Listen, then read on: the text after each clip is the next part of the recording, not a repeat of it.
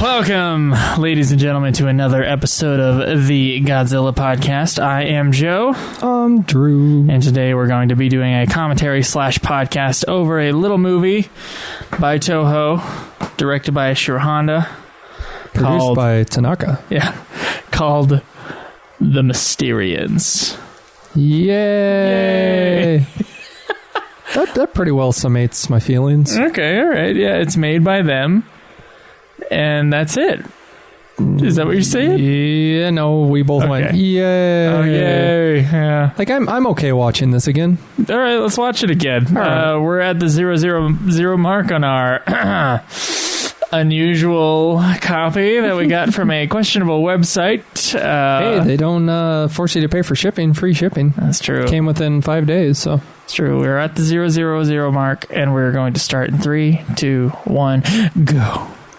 So the direct transliteration of the title for this film, I believe it's Earth Defense Force.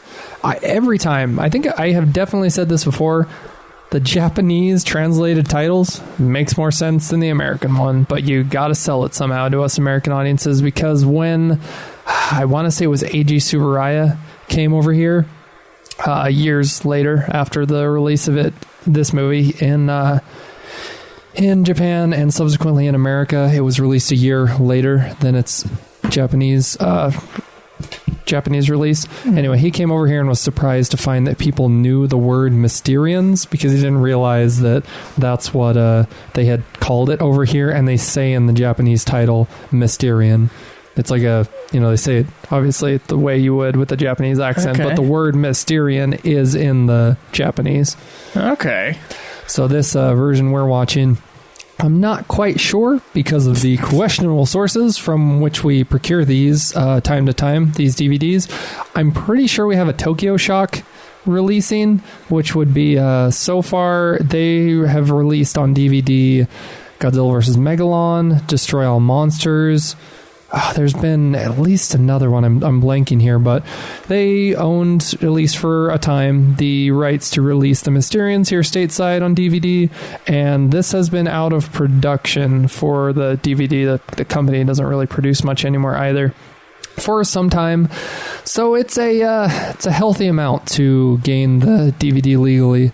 That's why we opted to go with the Sumo Gorilla. Yeah, it's just not produced anymore, so why not? So this movie, we actually are watching this movie out of order, turns out. Yeah, we made a mistake. This movie is a 1957 little alien picture. And was Three Treasures not 1959? I believe, that sounds it was right. 1959. We meant to do it chronologically, and it was when we're good. It was a miscommunication through text, but 3 years after the original Godzilla, this is the first giant monster sci-fi feature in widescreen color.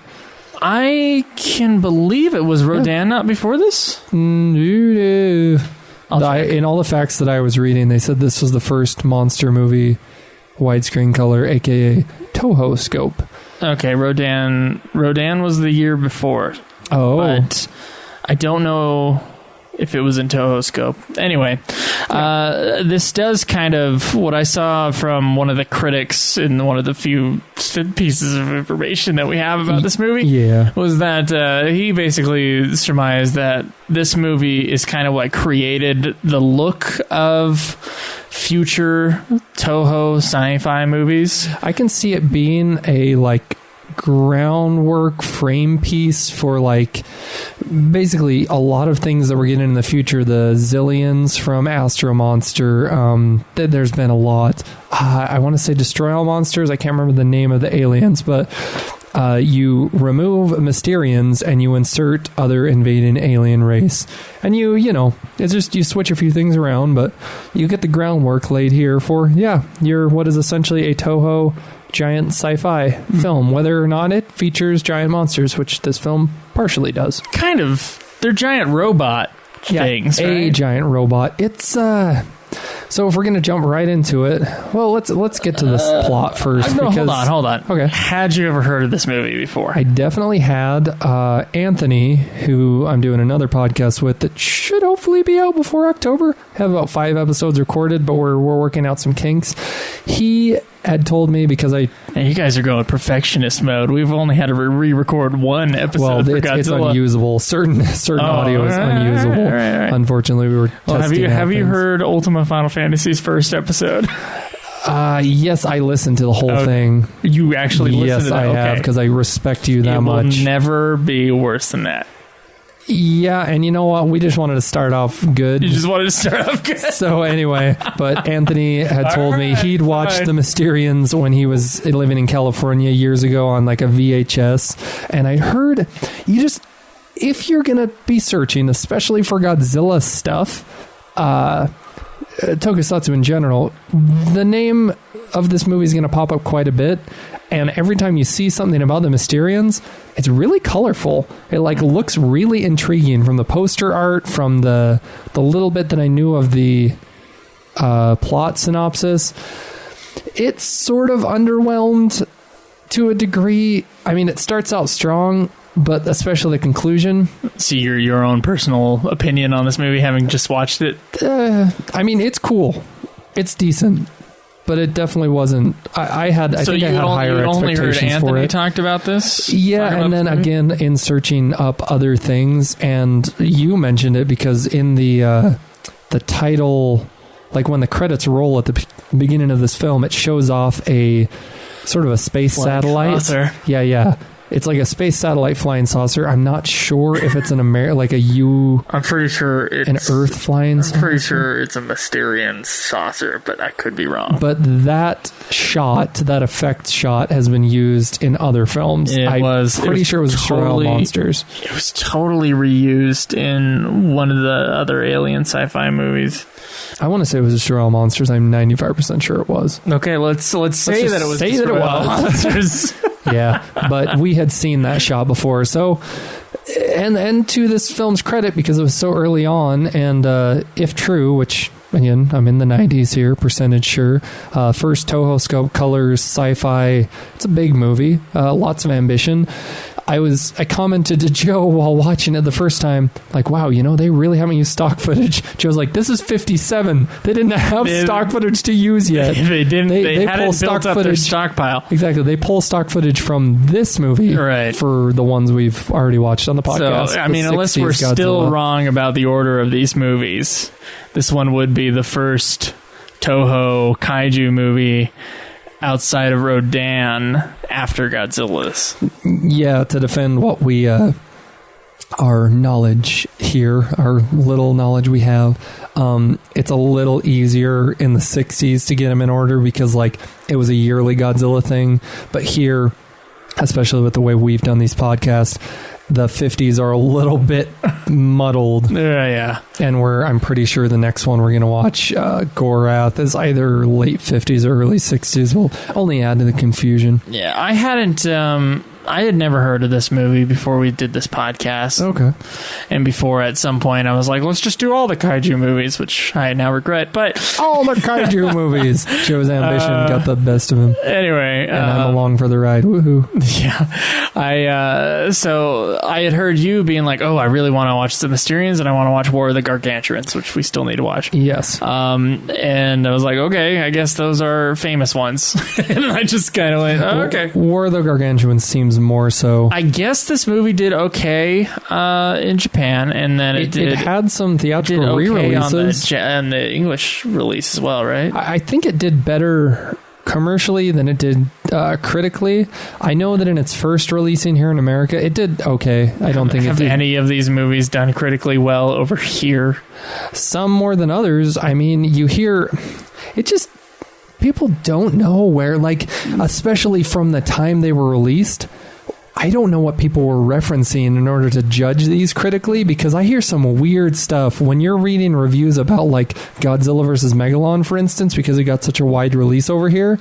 There are some varied opinions where people are like praising the hell out of Godzilla versus Megalon, and I'm like, wait a second, this is not the pinnacle of 60s Showa era Godzilla.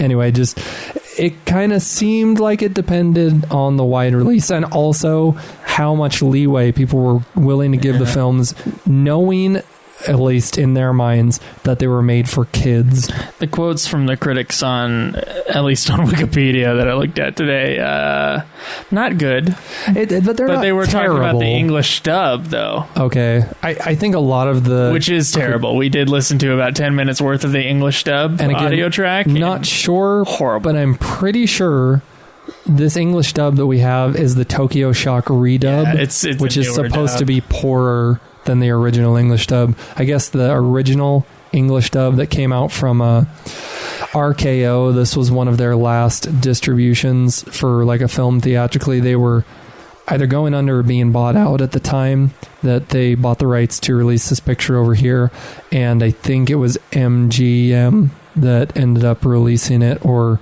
subsequent re-releases. So you were about to talk about the plot for this movie. So you don't want to go into the plot? Well, I would just say it's Godzilla with aliens, and then that's it, and you kind of got it, right? You're talking about not like Godzilla the creature, but the plot with human characters of Gojira Godzilla 54. Yep, 1954. Because it is the same plot and same almost characters, the same actors. Cast. Is it almost, or is it? Because we get our same female lead, The Emiko. love triangle is not there. The love triangle isn't there, but the same lead actors are pretty much... They're all front and center, so this is only 3 years later. And imagine if today... I mean, it's a different world than in the 50s, because we have releases that you can watch at home, DVD, on Blu-ray, video on demand. But only within 3 years had Gojira come out... This film's released, and you have 5 years.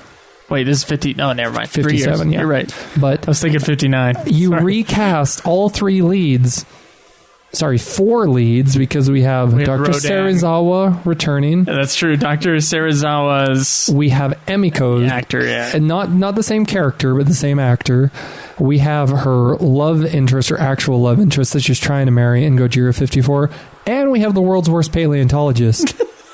They're all here. They are, and they fulfill here. Basically the same role. Almost their characters. Exactly the same role. And Drew, the plot is so similar because look, you got. First off, you have a sort of, I guess the first one was a celebration. They were just people at work, but then suddenly the water just bursts into flames, and then everybody dies on the ships, right? No one knows what's happened. Yeah.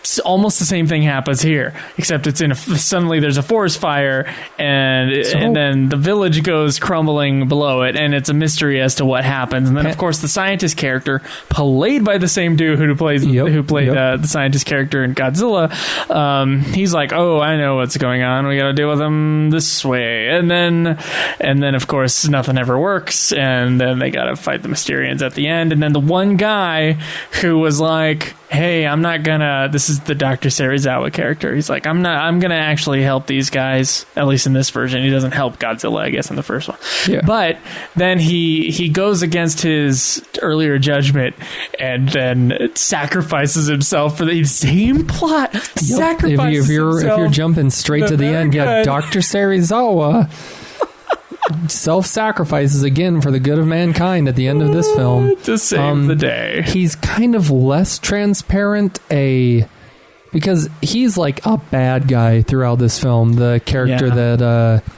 Akihiko Hirata, we always call him Serizawa because he will forever be Serizawa in our hearts, but he is a scientist who goes over to the side of the Mysterians being this race that comes down, and Joe, I'm about to drop the plot point bomb here. What's the most interesting thing about this movie? They want to breed with our women. Oh, yes. The Mysterians want to take our women and mate with them. This is the question that all science fiction has led us to. Because Godzilla, in that first Godzilla movie, does not have a reason for going through Tokyo. And I think there's a strength to that storytelling-wise, that it's senseless. It's like, comes out of... I mean, honestly, Gojira, the monster... We interpret why it's happening because they're like, it must be nuclear. Well, you know, they know somewhat it's nuclear testing that has awakened him, but they see it as they're being punished for the nuclear testing. Here, it's a lot more mysterious than the Mysterians. It's just, and you know, the offer that the Mysterians give us, because they give the Earth people an ultimatum. I would say it's less mysterious in the Mysterians. Oh yeah, you're right. So Godzilla. The strength of it is that we're reading into it. Doesn't have a reason, and this is something that they do in future Godzilla movies. They try to justify it. I'm thinking especially of the '98 Roland Emmerich Godzilla. Yeah. And even the newer American Godzilla, and I believe Shin Godzilla had a reason, but I can't remember what it was. Godzilla had a reason for coming into town. For whatever it was. It's scarier when you don't know why. Godzilla. I guess you're right. It is much more clear-cut in this. But it doesn't really bother me. I guess it would bother filmmakers now because they've got people who will bitch on the internet. How did Batman get back to Gotham? How did he do it? And there will be whole theories built around it. And it'll be stupid. Mogura. Like, well, how about you saw him do so many things? He can't get back to Gotham somehow? / Godzilla, he has his own reasons. He or she has his own reasons for going into town and destroying the world or whatever. Maybe he just doesn't like the noise. I don't know. I know in the second Godzilla, the Godzilla raids again, they add the fire thing where Godzilla has to chase after the fire. Oh yeah, they give him more of a reason to be doing stuff. At least in this movie, from a modern film goer who is going to break apart your movie, and it's not really that fair perspective, at least the Mysterians have a reason. True, yeah, they want to make sweet love to our women. But Joe, they have a reason. To our Earth women. The world's worst paleontologist, played by actor's name, have it right here, Takashi Shimura. Takashi Shimura, yep. He, as we've stated many times, the very prolific in Kurosawa films actor.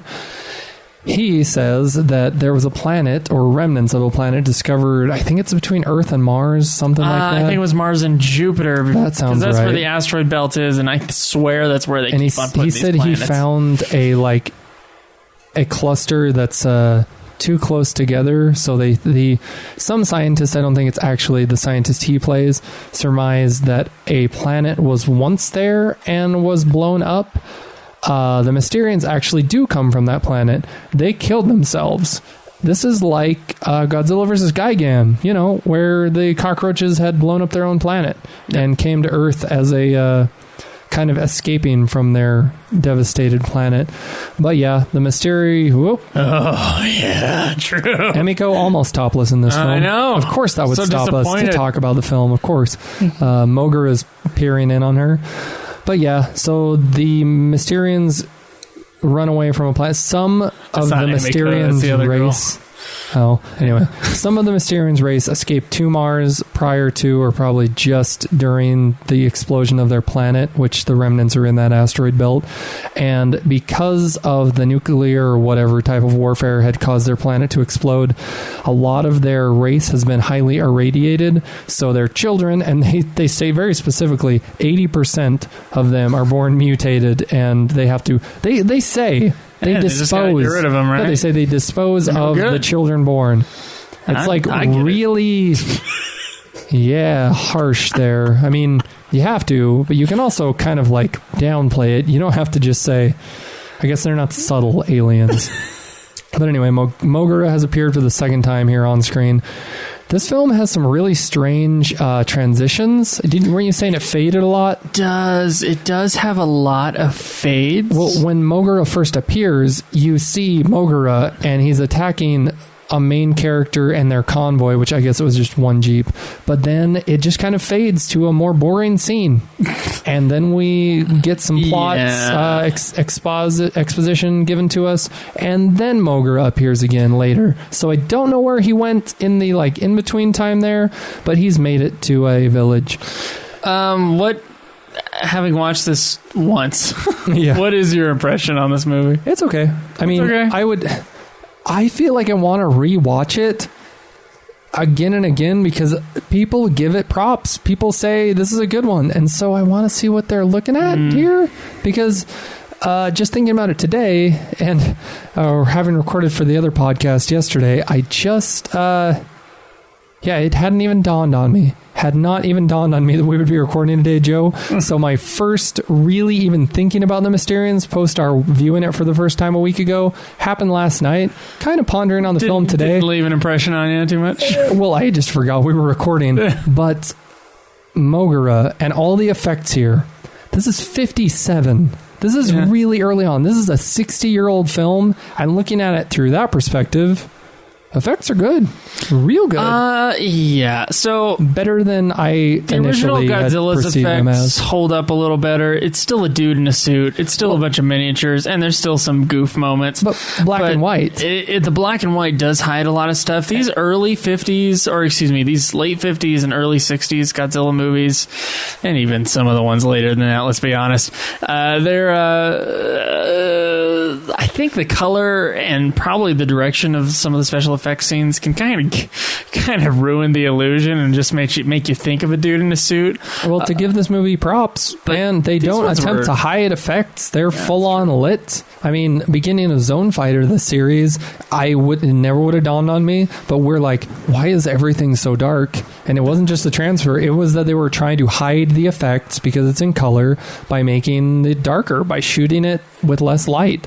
Well, anyway, yeah, they're pretty good in this one. I don't think, having just come a year after Rodan, I don't think it's better than Rodan's special effects, except for Rodan has lower lows. It has those little bug things that I forgot about. I like but those. Rodan itself, they're not good, those effects are but really I like good. Them. This one, the robot is okay. The fire effects are pretty good, except for the beginning forest fire scene. When not taken seriously, I'm talking about Mogura in general. Seriously, do you take 54 seriously? Because I do take it. I think that is a great movie. So, honestly, Joe, our job would be so much simpler if 54 didn't exist, which would be tragic, and none of these other ones would exist. But when you have it stacked side by side against all of the other ones, you have to take them less seriously. Maybe up until Shin Godzilla, somewhat. And I haven't seen 84, 85 Godzilla, the Return of Godzilla, but I've heard that's a more serious one. Yeah, so when you look at Mogura, his design, what he does, how he moves, and just everything Mogura that happens in this film, I think he's really cool. I do think that the special effects are better in this movie than they are in, say, 10 years later with Gigan or Megalon. Either of those Godzilla films. I think they put more into this one, and yeah, I think so too. They do put a lot more into this one. Yeah, when you or Three Treasures, which comes out, of course, 2 years after this. Yeah, well, they put everything into the Three Treasures. But this one, I do wonder why some people see this one as a classic. I don't think. I think it is a much better movie than a lot of the movies we've been watching recently, especially the Showa era stuff. Yeah. It does have a stronger human story than most, but I can't help when I watch it, maybe not the audience at the time, but when I watch it, I just see Godzilla again. Well, especially because they're not that far apart from each other, but... So Mogura, who appears at the beginning of this film, same actors, same suit actor roles. That's insane. As the original Godzilla, same suit actor. Okay, I think he does a good job portraying the roboticness of Mogura. Just the way he moves, his arms are really stiff. It's mostly just the legs that move. kind of like a robot. But anyway, that bridge explosion was really good, though. Yes, and also I don't think it's come up yet, but an effect shot, there's quite a few of them, of the ground falling apart, like earthquake type stuff, and it looks really good.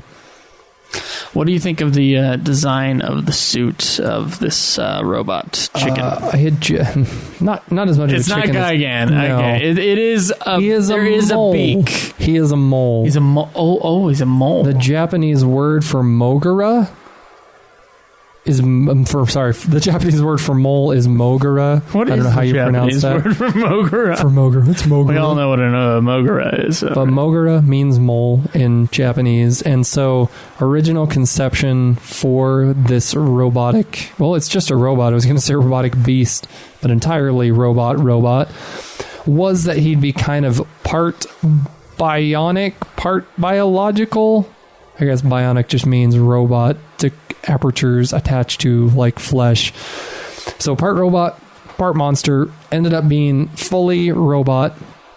He was going to look a lot more like a mole, and in the first screenplay for the film, did not exist in the screenplay, so I don't know how they would have padded out the beginning. Did not exist, huh? No, Tanaka...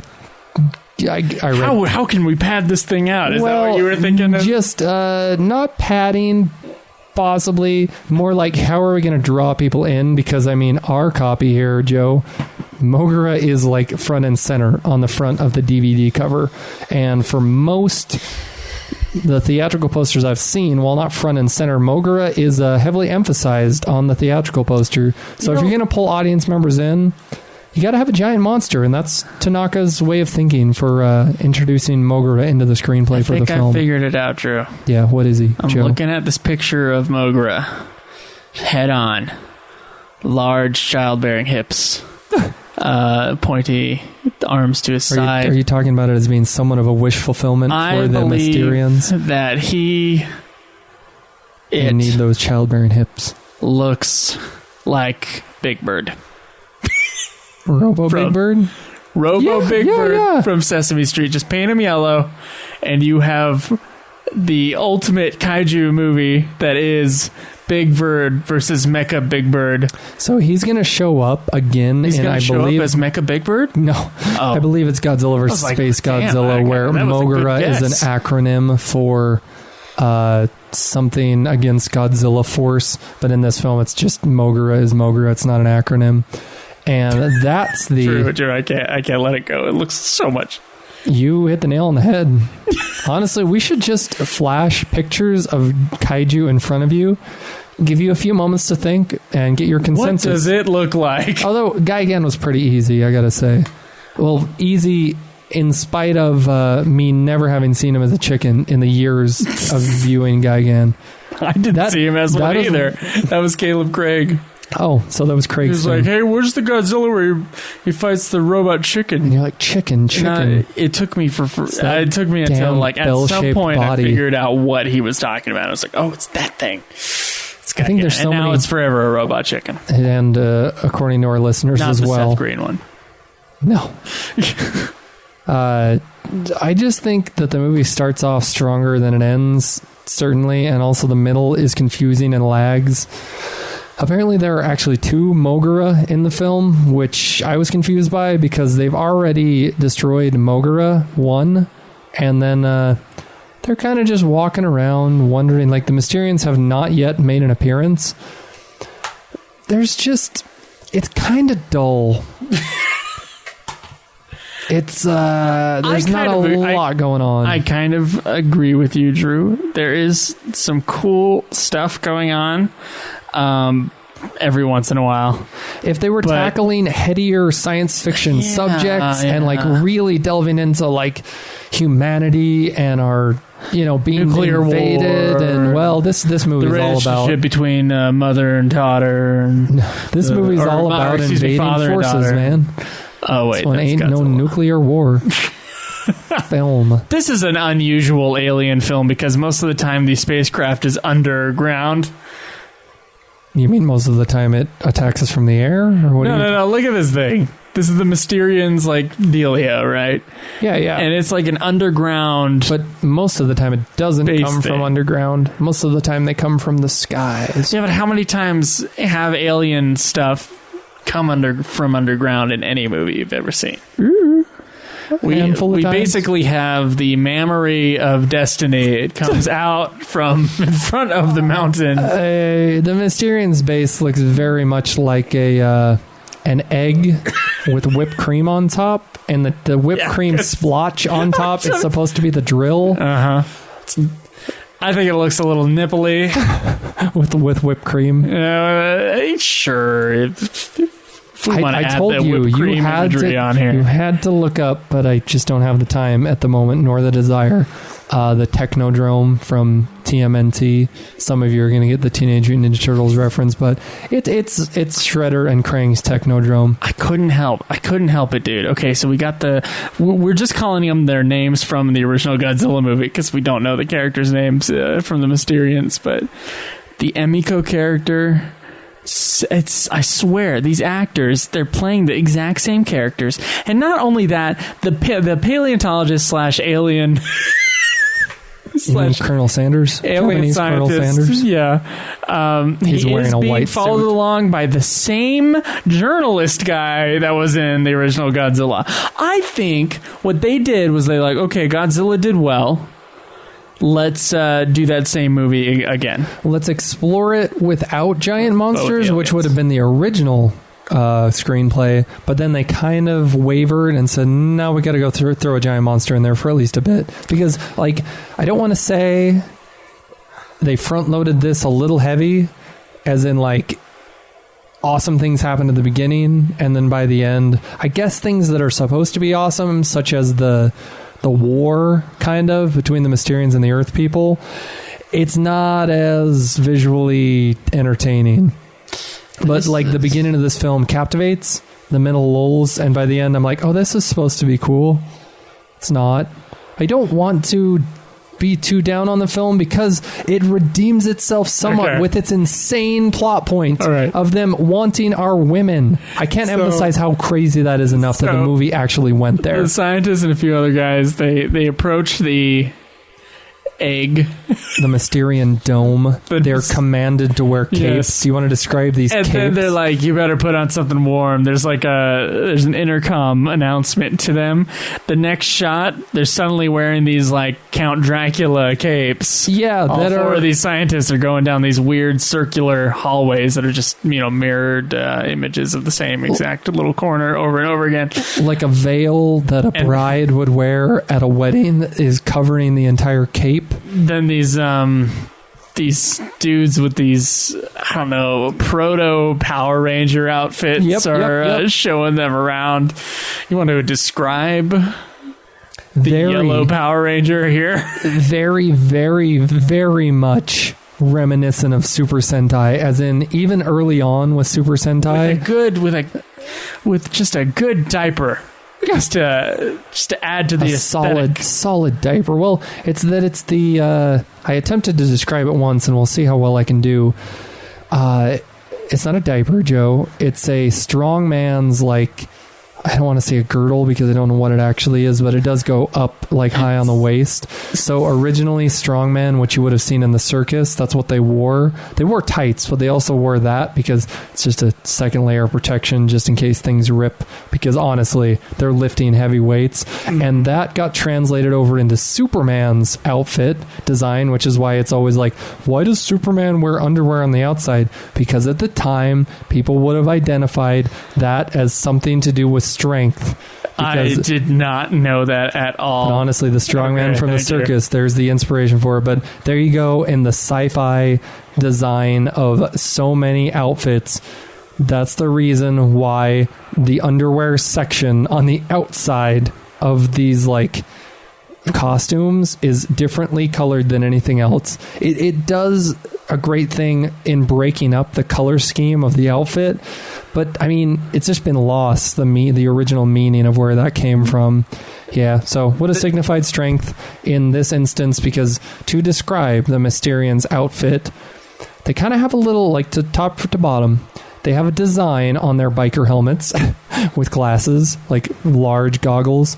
Their mouths, you never see a Mysterian's mouth throughout the whole film. And so Joe assumed, and I would as well, there's like a mouthpiece that their communication is being translated through. You do hear like a muttering behind the Japanese language track. Yeah, we listen to the Japanese audio, so and it's like filtered. He has an auto translator in his suit. I thought that was in the a really helmet cool they wear, and they are bulky helmets, concept. Very bug-like, and just like with early Super Sentai helmets, they were much larger because it wasn't this tight visor. They weren't actually looking through a like plate glass visor.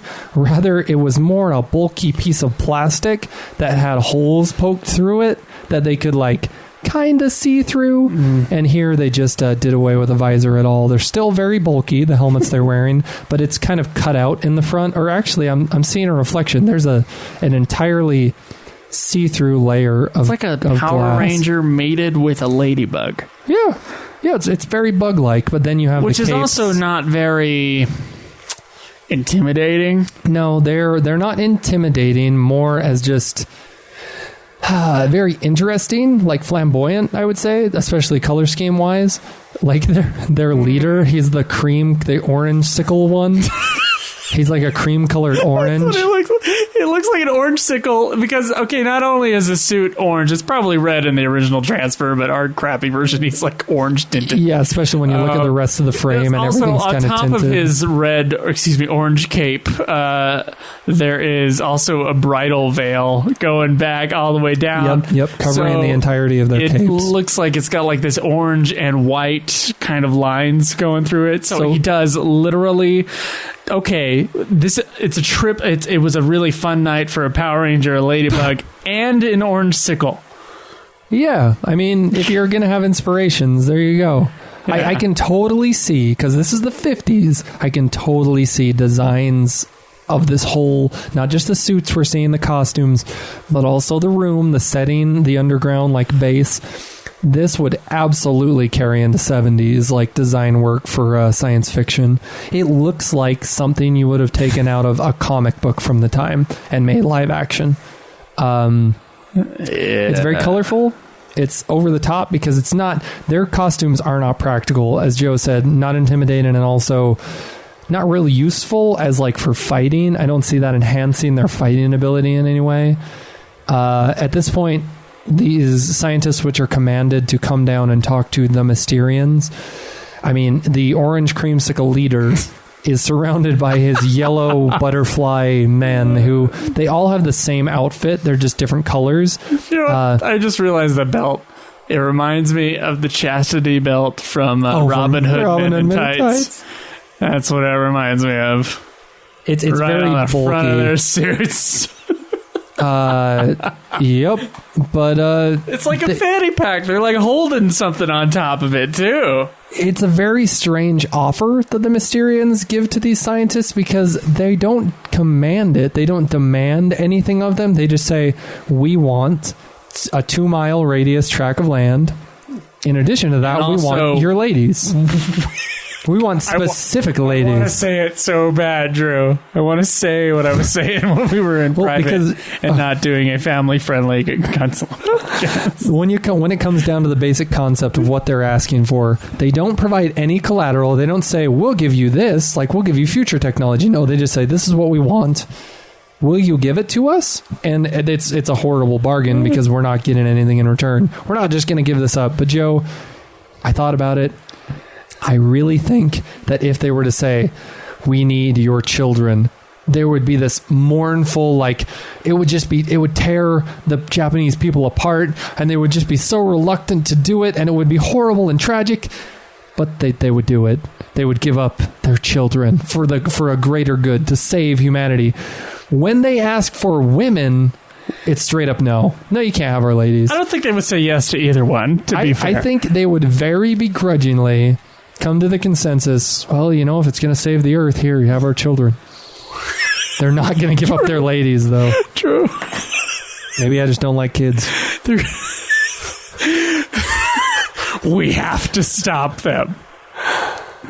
That is definitely the consensus. True. When they want our women, they will be stopped. They must be stopped. We do not give it a second thought. It is an affront to the masculinity of the human species. We're not just, honestly, it's not only preposterous. I love how the guy in the movie has a fan and we don't. We've resumed the heat down here, yeah. I don't find it as bad as Joe, but I'm sorry, Joe. I'm also 100 pounds more than you and a foot Joe, shorter. It's grotesque in theory. Are you saying I'm grotesque? I'm talking about the movie. Oh, okay, all right. It's grotesque in theory and in, like, they're actually asking to take our women and to make... They're going they want to make sweet love they want to your women. Further their alien species through crossbreeding with human women. Like, just that sentence alone, man. Aliens crossbred with human women. Have your consent. This is awesome science fiction. I mean, they went there. They went there with this thought, and they put it in a blockbuster movie. Women. And that's a big point throughout the movie, is everyone's like, oh, they want our women. This is weird. True. They're aliens, and they want to make love to our ladies. It can't happen. It can't. Nope. That's out of question. No. In no uncertain terms, will never happen. Cannot come to pass. In order for our race to continue, we must bump the ugly with your women. Who's to say how ugly the ugly of the Mysterian is? Their entire bodies are covered. They don't show off anything but like their the cheekbone just below their eyes, because really everything else is covered up, even their hands. Why do they need? If they need the women so much, if they need to have a good time.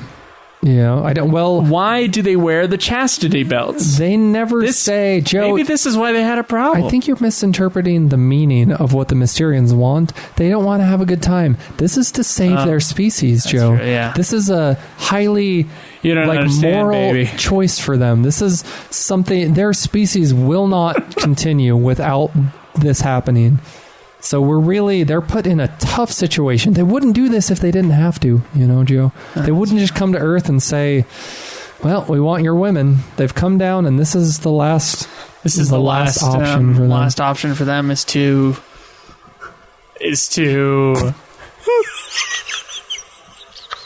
We couldn't stop talking about it when we watched it the first time because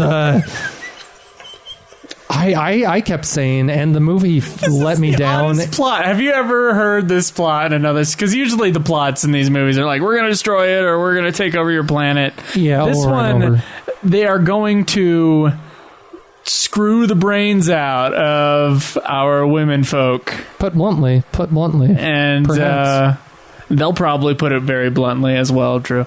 And... and just so that they can make more babies. So they're literally going to rape Earth. Mogura is long gone. I mean, unless there's some ladies that, are into that sort of thing. To talk about the plot. That is the plot. Not only do they ask for ladies, let's further the plot here. They also ask for specific women. This is nice in the 50s because it's like all men are making. Look at this. This is screen right here. All men making this decision. They're like, oh man, we can't let this happen. These are our women. We own them. They made this an international affair, as in there's a lot of involvement with other countries because very early on after the Mysterians. What do you mean they want our women? Yeah, and they. I mean, the Japanese just outright say no, exactly. Yeah. No. But they bring in other nations, including America, in order to, get their consensus. Like, what's the best way to deal with it? We're not going to do it. We're not giving up our ladies. Nope. Hey, any of you other nations want to give up a lady or two? They're going to take your sister. Your mother. They're going to take your mother. They'll take your daughter. These are, of course, not scenes that actually happen in this movie that I wanted to happen with some guy screaming about. Very interestingly, the actual real life Japanese Defense Force, Joe, went along with Toho in the filming of, I'm going to read this whole thing, Toho was allowed only 1 hour to film actual footage of the military air transport service cargo plane unloading. So, real Japanese Special Defense Force agreed to let Toho film them and their vehicles and all that. Oh, that's good. Producers shut down the production of the film. Usually they just use kind of little models all the time. I think that's why we were giving it I keep saying props. I want to say something more eloquent. There were a couple times in this movie where I was like, "Oh, that's a real plane." That's a real plane. You argued with that's me. a real tank. And I'm like, "No, I'm pretty sure it's a real plane." There are some fake ones, but I'm pretty sure there's actually quite a few shots of real planes. This is just the first time. I'm pretty sure that's a real plane. These shots here of any film we've done for the podcast where I read that actual government in Japan was like, yeah, totally, we'll let you film actual military stuff. Yeah. So that would greatly enhance the film. I live in the Ogden, Utah area, which is next to Fort... I know it's Hill Air Force Base. Hill Air Force Base, yeah. They got a big Air Force museum and stuff like that. Very all cool. Day and all night, Drew. Airplanes just flying. And you'll see them do like these formation things. They'll do the little peel-offs that we just saw earlier. Yeah. So actual peel-offs in the film. Yeah. So what I'm going to announce to Toho is that if you need some good footage of airplane stuff, just get 2 guys to stay out here for a couple months. Have their cameras on, just let them just kind of wait in the sun. Joe, it wouldn't look like Japanese Special Defense Force. They film. Well, you can now probably digitally etch in, like a red sun or something on the side of the airplanes. Okay, whatever suits your fancy. Yeah. The Mysterians are retaliating here. We got some good. And we get to see melting miniatures. We do. We got some melting miniatures. I was about to say that. We love melting miniatures. It's the best. It is the best. So the first time we saw that, of course, Godzilla, the original Godzilla, he melts the power lines. He does it again, and I believe Godzilla versus Mothra, where the power lines melt. And also in that film, we did get some melting tanks, but I think we actually got a better melting tank in this movie. We get melting artillery and tanks, so there's quite a few melting military vehicles. And as far as the rest of the special effects go, the flying saucers are mostly little animated light arrays. Yeah, I mean, that was actually one of Tsuburaya's specialties, is filming miniature planes as to look like real planes. Much of his notoriety as a special effects person came from reproducing Pearl Harbor stuff and just Japanese Air Force from that time. And often, I know in Japan it was used sometimes falsely as thinking that it was actual footage of airplanes, fighter jets, whatever. But certainly... That's probably when people weren't looking for strings. Well, yeah, and also the graininess of the film may have attributed to people's confusion there. But maybe. Yeah, here in America as well. I mean, you get a Tsuburaya sequence without any explanation of where it came from or anything, and you could mistake it for the real thing. Many people did. Many people who produced films with stock footage did. Really? Yeah. Wow. It just reminds me of that train thing where... Oh, yeah, you want to describe this weird blue screen effect that we never see again? It's like the front of a tank and some actual people with their heads popped out of the tank. They're just sitting in a tank, obviously. Yeah, and the guy's blue doing screen. some handheld or nearly handheld kind of camera movement to make the tank look up and down. The camera's moving to simulate movement of the tank. And the transfer on the blue screen... Real bad, real rough. It's pretty bad. It looks like the first... that was sweet. The transfer on the blue screen is bad, but then we got our best effects shot of the film. Joe and mine's opinion, my favorite. Go ahead. You get a doll ejected out of a miniature tank because the tank swirls underground through like an earthquake again with these the earth falling apart. It's some cool visuals, but yeah, it's a miniature but as it's almost sucked underground, the doll, which was supposed to be the driver of the tank, pops out of the top of the tank as if like the person's actually escaping.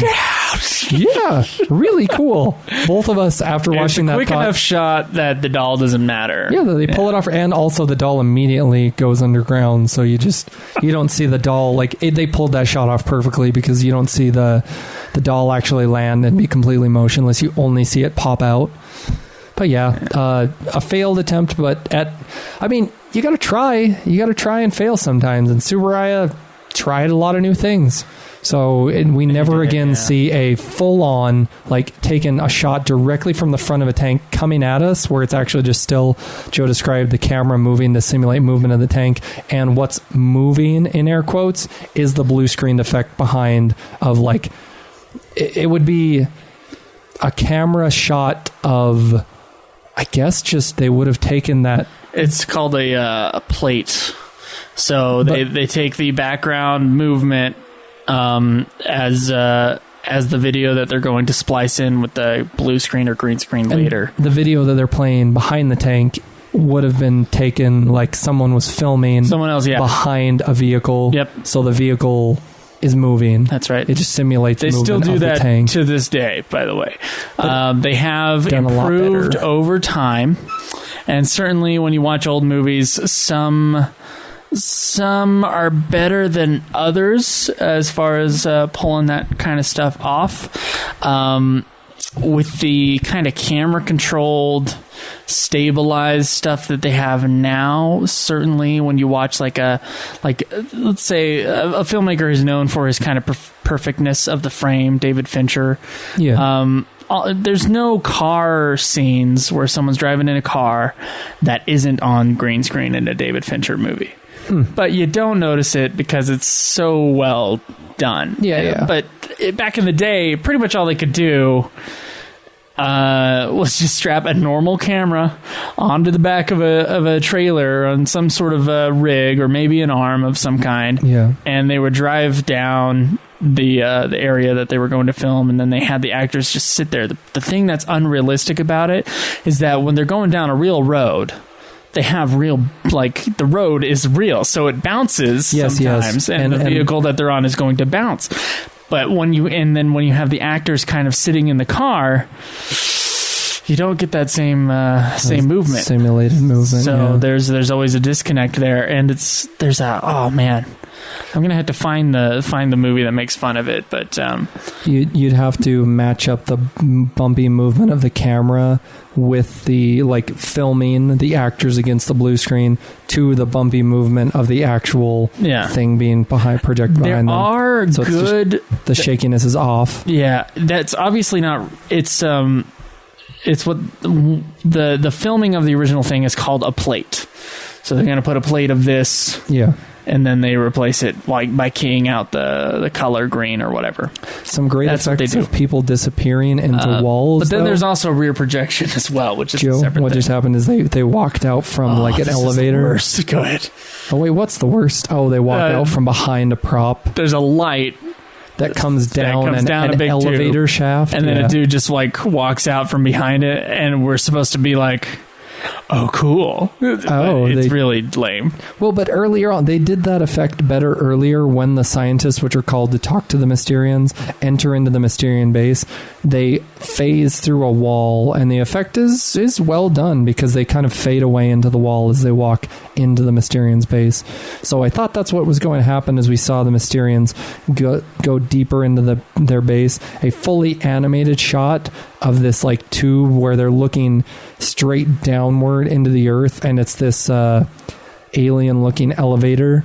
There's a light going down the tube, and once it transitions to another shot at the bottom of the tube, we see, like, in frame where they're going to step out from behind the elevator. The light comes down, the light kind of dissipates, and I thought they were going to walk out of the front of the tube. No, they just walk out from behind the prop, and it's really like, dang it, they did it better earlier, basically. Yeah, they did a whole phase in earlier, and then this time they're, like, lazy about it. Yeah, exactly. They were like, man. They're not that lazy about it because some dude did have to paint the light kind of going through. He either had to paint it or do a visual effect. But then they just sort of walked out. Okay, so I was just thinking about a movie that made a newer movie, this 2003 movie that made fun of the rear projection thing. Yeah. Which of course we've seen in all sorts of old like movies. in a serious movie, or is this in a spoof No, this is a comedy. movie? So Okay. it's a spoof of 60s sex comedies. It's called Down with Love. Okay, when did this come out? 2003. Okay. It stars Renee Zellweger and Ewan McGregor. Ooh. And there's I like them both. I think it was kind of ripped apart by critics, but I liked it.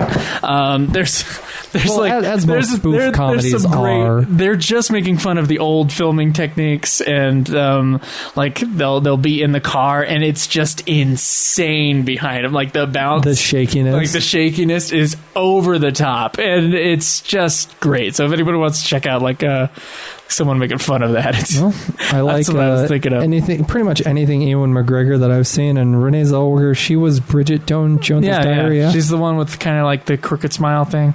Yeah. She kind of got rid of it. Some people say she got plastic she does surgery. not look like or the same person. I'm pretty sure it's plastic she surgery. said it wasn't plastic surgery, that she just aged She and does hadn't not made a look like movie the in like same 4 person. years and no one noticed. Yeah, but some people look the same when they get older. She does not. No, it's kind of sad. But She yeah, looks Bridget like, Jones's Diary, would never have watched that if it weren't for, Girlfriend. But I haven't seen it. oh, it's a good movie. Yeah. Anyway, that sounds like a good movie, and it's okay for us to make this tangent. I'm giving the okay there I'll tell you because what, a good version of rear projection. It's not quite green screen, although there might be some in it. There's an Alfred Hitchcock film called North by Northwest, very famous movie, and in it, Cary Grant is running away from a crop duster airplane. yeah, I've seen that shot. Most of it is rear projection, and it is done extremely well. As far as like the quality of rear projection as it was in the 60s, so it's a little newer than this movie. Well, when you're able to match up the projected film with what the actor's doing, I mean, it can be pulled off very well. It's of course it's Alfred Hitchcock, but it's not like he's flawless. There's certainly some things in his movies that have aged, but Yeah. that sequence in North by Northwest is fantastic, and it's all rear projection, or at least most of it is. So This is happening. it can be done well. This is happening later in the film than I thought it did, but we're bringing in other nations to consult how to deal with the Mysterian problem Bring in in the Japan. white people, Drew. But I really, the Mysterians aren't attacking around the It's the earth. Americans. In every other hand, the Russians, About bloody the time. British. I don't recognize this flag, but it's another. I don't want to say it, but it's another black mark on the film that we have some well below subpar American actors. That it's very sad that we have right next to our Akira Kurosawa regular. Yeah, certainly the quality of army men / English teachers and their acting ability at the time in Japan and in the late 50s, certainly not great. Still goes to this day. I saw a 2010 movie called Densha Otaku, which is like Train Man, I think is what it is in English. Okay. I had to watch it for some international film club thing they did at Snow College when I was there, and they still had one moment where the main like romantic lead girl, she worked in some company, international company, and there was a moment where she was talking with the like the boy. He comes crying back to her, and then they have a little tussle in the waiting area, and a guy goes, "Is there a problem here?" It's kind of bad actor. I was like, it still goes to this day, more than just the Godzilla movies. Yeah, it's both in the acting and the dubbing. It's in overall. Did I talk Ain't about good. Flowers of War? Please do distract me from the ending of this film. Is this the ending? I'm pretty sure we're midway through it. We're about to the third act. I think it's we're about almost to the third act. to enter the third act. So what I have, I'm confused, Drew, because there was a movie called Letters from Iwo Jima that Clint Eastwood directed, and it's very well respected both here and in Japan. It was all in Japanese. It won basically the equivalent of best foreign film in Japan with the Japan Academy Prize. They love Clint Eastwood, by the way. If you look at all the nominees for best foreign film, every time Clint Eastwood has a movie, it's nominated. So the Japanese freaking love Clint Eastwood. It is like, I love Clint Eastwood too, but it's not just his movies that are great. And he wins them like almost every time. I got to show you this list. It's crazy. He goes over there and he's treated as a god. Yeah, he's treated as a god. Ever since he did Unforgiven, I'm pretty sure he's treated as a god there. Cool, lucky guy. Anyway, so apparently they had some Japanese editors come in and they only changed like 2 things. Cool. Because they had English language editors editing a Japanese film. That's amazing. Like that he's able to play the Japanese sensibilities that much. When they were writing that movie too, they only found one woman who was a writer that actually knew Japanese in Hollywood. Okay. And they were looking for screenwriters. Anyway, that's a whole different story. Hopefully she came from Japan. So this movie, there was actually an English language crew that was able to make a Japanese film, basically. And it did well and was received really well in Japan. Flowers of Iwo Jima? No, that was Letters from Iwo Jima. Now I'm going to talk about... Thank you. I went, okay, that must have been successful. I don't really know because I don't speak Japanese hardly at all, and definitely not well enough to tell if the performances were any good or not, because a lot of performance has to do with voice and that kind inflections. of thing. And inflection and timing, which you'll only get in your own language, unfortunately. Unless you see like a crying scene or something like that, or like a big emotional scene. Subtle nuances you can still go, language. oh wow, that's really good. That's a really good performance. But there's a movie called Flowers of War, which was directed by Zhang Yimou, who is the director of House of Flying Daggers and Hero and a whole bunch of giant movies in China. He's basically China's Spielberg. Okay. This starred Batman. What the freak is his name? Christian Bale. Oh, I think I've seen this movie. Wait, what's it called? Flowers of War. Yeah, I've seen that movie. Okay. This movie starred Christian Bale. And it was probably his worst performance I've ever seen, and he is the star of that movie. Is that the one where he saves the women? He saves the women in China. I like that movie. I watched it when I was early. It might have been 2010. Yeah. Wait, it wasn't that long. No, it wasn't that long ago. Because I watched it well before we started podcasting together. 2013 or 2014, maybe. I just thought the plot was interesting. I can't really remember his acting. Right. So my problem with Christian Bale's performance, to me, not that he's a good actor. The problem with acting, though, like you get a lot of takes, and then in the editing room, you kind of make it as good as you can, in theory. Yes. Christian Bale's performance, he's a great actor. He really is a great actor, and I could see that his performance during the takes were actually pretty good. But the way that it was edited together, it's as if someone who did not know English was editing together the performance of Christian Bale. I thought it was terrible. That's interesting that the editing can affect an actor's performance that much. Oh, it does. I just never seen something like that happen. Totally does. And I could just I could feel it when I was watching it because I was excited to watch this movie. I was like, it's got Gong Li and it's got Christian Bale, and I'm in. And it's just directed by Zhang Yimou. I watched that movie and I was like, okay, Christian Bale is a good actor. Oh yeah, I know it because I saw The Fighter. He's definitely a very good actor. I watched most of The Mechanic. I have not actually seen The Mechanic. I didn't finish that one. Then watching Flowers of War, it is exactly like watching a foreign person who edited together something that wasn't in their language. So maybe there's something missing there. So I'm saying the same thing is obviously happening in these Godzilla movies. They have maybe the actors would have been okay if it was edited right, or if they did different takes or whatever. But there's some sort of lost in translation kind of effect that goes on with performance. That I'm a little confused. Are you saying that the editing? But this editing would have been done by Japanese speakers. The editing not being done by a native speaker. But we're watching the Japanese can be very problematic. Oh, so you're talking about when it's performance in English of that action. So I'm wondering how bad in English language movies. Yes. How bad are foreign language performances in English movies? They're probably similarly bad. Let's say you have a spy and he knows French fluently. I bet you a French person is going to be like, he sounds really weird and definitely does not know French fluently. You know what I mean? Is that kind of effect? That's why I'm always scared. I'm like, I can't have any. It's interesting because it's not based on the actor's like vocal performance, but on how it's edited, as in like visually how long you draw out a shot for when they're speaking, because like, or how you use coverage or what takes you use, because you're not, if you don't know that language, you don't know when something sounds like it was forced. Yes. So I'm surprised. Like, there were Godzilla good podcast. Things about Flowers of War, but I can't tell you that most of Christian Bale's performance was really weird. Also, probably the writing had a lot to do with it too, because it was Chinese writers. Yeah, and maybe an English translator, but it just didn't flow, you know? Like, I'd watch the Chinese parts and I'd be like, I think I was just so enthralled by like, in, I'd be like, no. I think I was so enthralled by the story, like the premise of the movie, that I just kind of like, I wasn't paying as much attention to Christian Bale. I remember the like girl actors in the movie playing a pretty big part. Yeah, they're huge in that movie. So yeah, that's.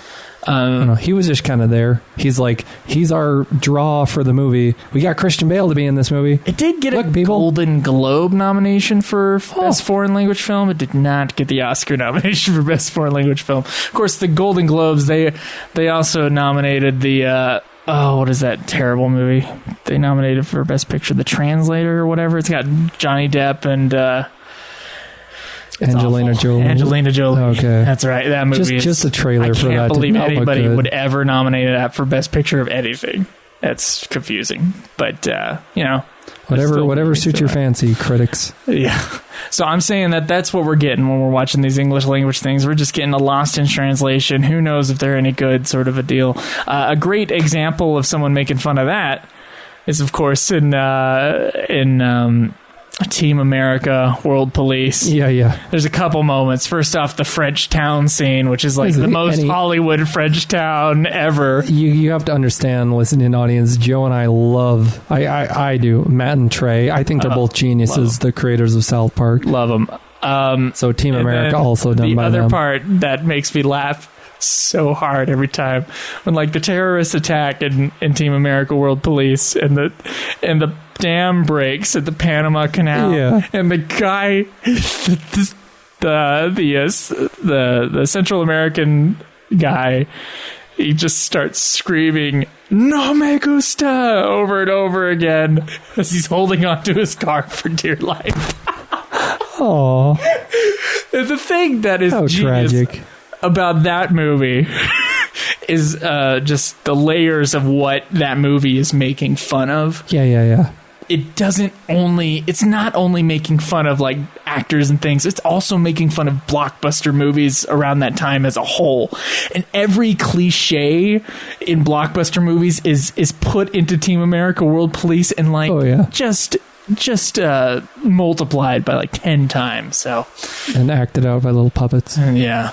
So there is an equivalent. There's a Japanese equivalent to that. We missed. We're gonna see him again, but I couldn't remember the name of the American actor. You'll see him. We're back to the Mysterians now. No, we're not. No, I'm just. Well, it's lulling. We're just waiting for the climactic battle here. Beta A and Beta B, I believe, are the names of these two huge airships that we end up going to all-out war with the Mysterians with. At this point, I believe our women, Drew. I believe them come with a counteroffer, saying that they want 75 miles of land, and I kind of started mentioning, but not only do they want our ladies, they specifically want certain women, and they want it's very odd that they want the romantic interests of the scientists who they bring to confide in. The Mysterians only want to talk to brilliant scientists, but yeah, here they grab immediate faint. Yeah, the women are not well represented in this film at all. So, they have no agency not. At all. They're not. They are full-on objects. The men are they just want to protect their objects. Not a good portrayal of women at all. These women, of course, all we see them do is do womanly duty things. Oh yeah. Which is as it should be, Drew. I argue, actually, but I'm just kidding. Okay, good. Hey, I'm very glad you said that. I've realized I've started to know Drew more as we've done these shows, and I'm like, there are certain things that can poke his buttons just a little bit. Yay! Anyway, We're learning. Anyway, this spaceman floats down while she's doing her womenly I should have pointed out more. That which was making dinner and setting the table. That type of helmet was an early Super Sentai helmet. Large plastic piece in front of the actor's face, and lots of little holes poked into it. I have no idea how you'd be able to see out of that, but somehow they were able to. He comes, grabs Emiko, of course. Yeah, and then she just immediately faints. I think it's like as he touches her in the alien arms. Yeah, taken away. No, we don't even see any struggle from these women. And then when they're found in the Mysterian base, because apparently not only is it that the Mysterians have this underground base that comes up, but they have like a deeper layer to the base that's like... Joe, you said you weren't confused by the plot, but I kind of am still a little bit. This shot, not here, we'll see in a moment, the Tom Selleck of Japanese. There you go. Is he not Japanese Tom Selleck? I did not see that the first time we watched this movie. That is pretty funny. But it is. He's got one heck of a mustache. Magnum PI, and also his face. Yeah, but they have kind of a... It was the third choice. We are a family podcast, but it's somewhat of a sex dungeon. Ooh. They have a little underground area for the women. Like they're dorms, but it's just a big room. And you'd never once see the women struggling against the Mysterians, so they're not capable of fending them off themselves. They have to have a man come for them. Where there's just an entire room of women and one guy. Awesome. One guy comes down to save all those women. Guys. That one man is capable of doing more than 50 women. Sad. Them? I don't understand what you meant by that, Drew. Doing more than the women could to aid in their escape. Okay, all right. Just punctuated. Just make sure it's a family podcast. I swear that... Okay, it's somewhere around here. The world's worst paleontologist just gives up. He just says... world's worst alien scientist at this point, yeah. He says out loud, well, we can't do anything. Yeah, they're gonna take our women. They've taken our women. They've already taken some women. Yeah, that's true. They've taken the good ones. If it were up to us, Joe, to select the women to give away, just take the crack whores off the street. Yeah, give them that. We just clean up the streets of these like women of the night. Oh, it's the coca plant, like cocaine. I mean crack, crack where you cook it. I don't know, man. I don't know. There's probably some form. History. Yeah, we're not drug historians. We're barely Godzilla fact dispensers. It makes me feel like we're little Pez dispensers giving you guys bite-sized pieces of Godzilla lore. Missile design of all time. It looks like a crayon. It's really, really, really, really, really early on sci-fi, and so a lot of this design of the like aircraft that we fight with, it's very easy to pull apart. I think it could have... Honestly, looking at the design of the aircraft that we use to fight the Mysterians, that's like this is supposed to be this future ultra technology that actually world leaders have made, government organizations coming together, some sort of pre-NATO. Anyway, I don't know. NATO, I'm very tired right now. But it would look okay in concept written down on like a paper, but actual visuals and like special effects prop stuff, it looks bad. Looks like it's got a tumor. Yeah, it's not colored well. Not the Duma. These spaceships also are not colored well, and also look design wise horrible. It's bad when you take your American actors said very loosely, American and British, I believe. There's some British, and you place them front and center in the movie. Usually they're just incidental, one-off characters that give you a line or two and kind of just are there to say, yeah, we have Americans in this film, but they're very actively in this film, and it's definitely to the film's detriment because they cannot act neither in like actual physical acting and in their dubbing, which I assume they dub themselves, because we're watching the Japanese language track and it still has American English in it. Sometimes it's translated by a translator on screen. This satellite that he's messing around with here, the ultimate weapons against the Mysterians are giant satellites on tank treads. The satellite's antenna looks like a board game piece from the game Sorry. Yeah, again with bad made design. me laugh for like 35 minutes when I was watching this. It's like, it's a Sorry piece. When you're conceiving of future technology, you think Sorry.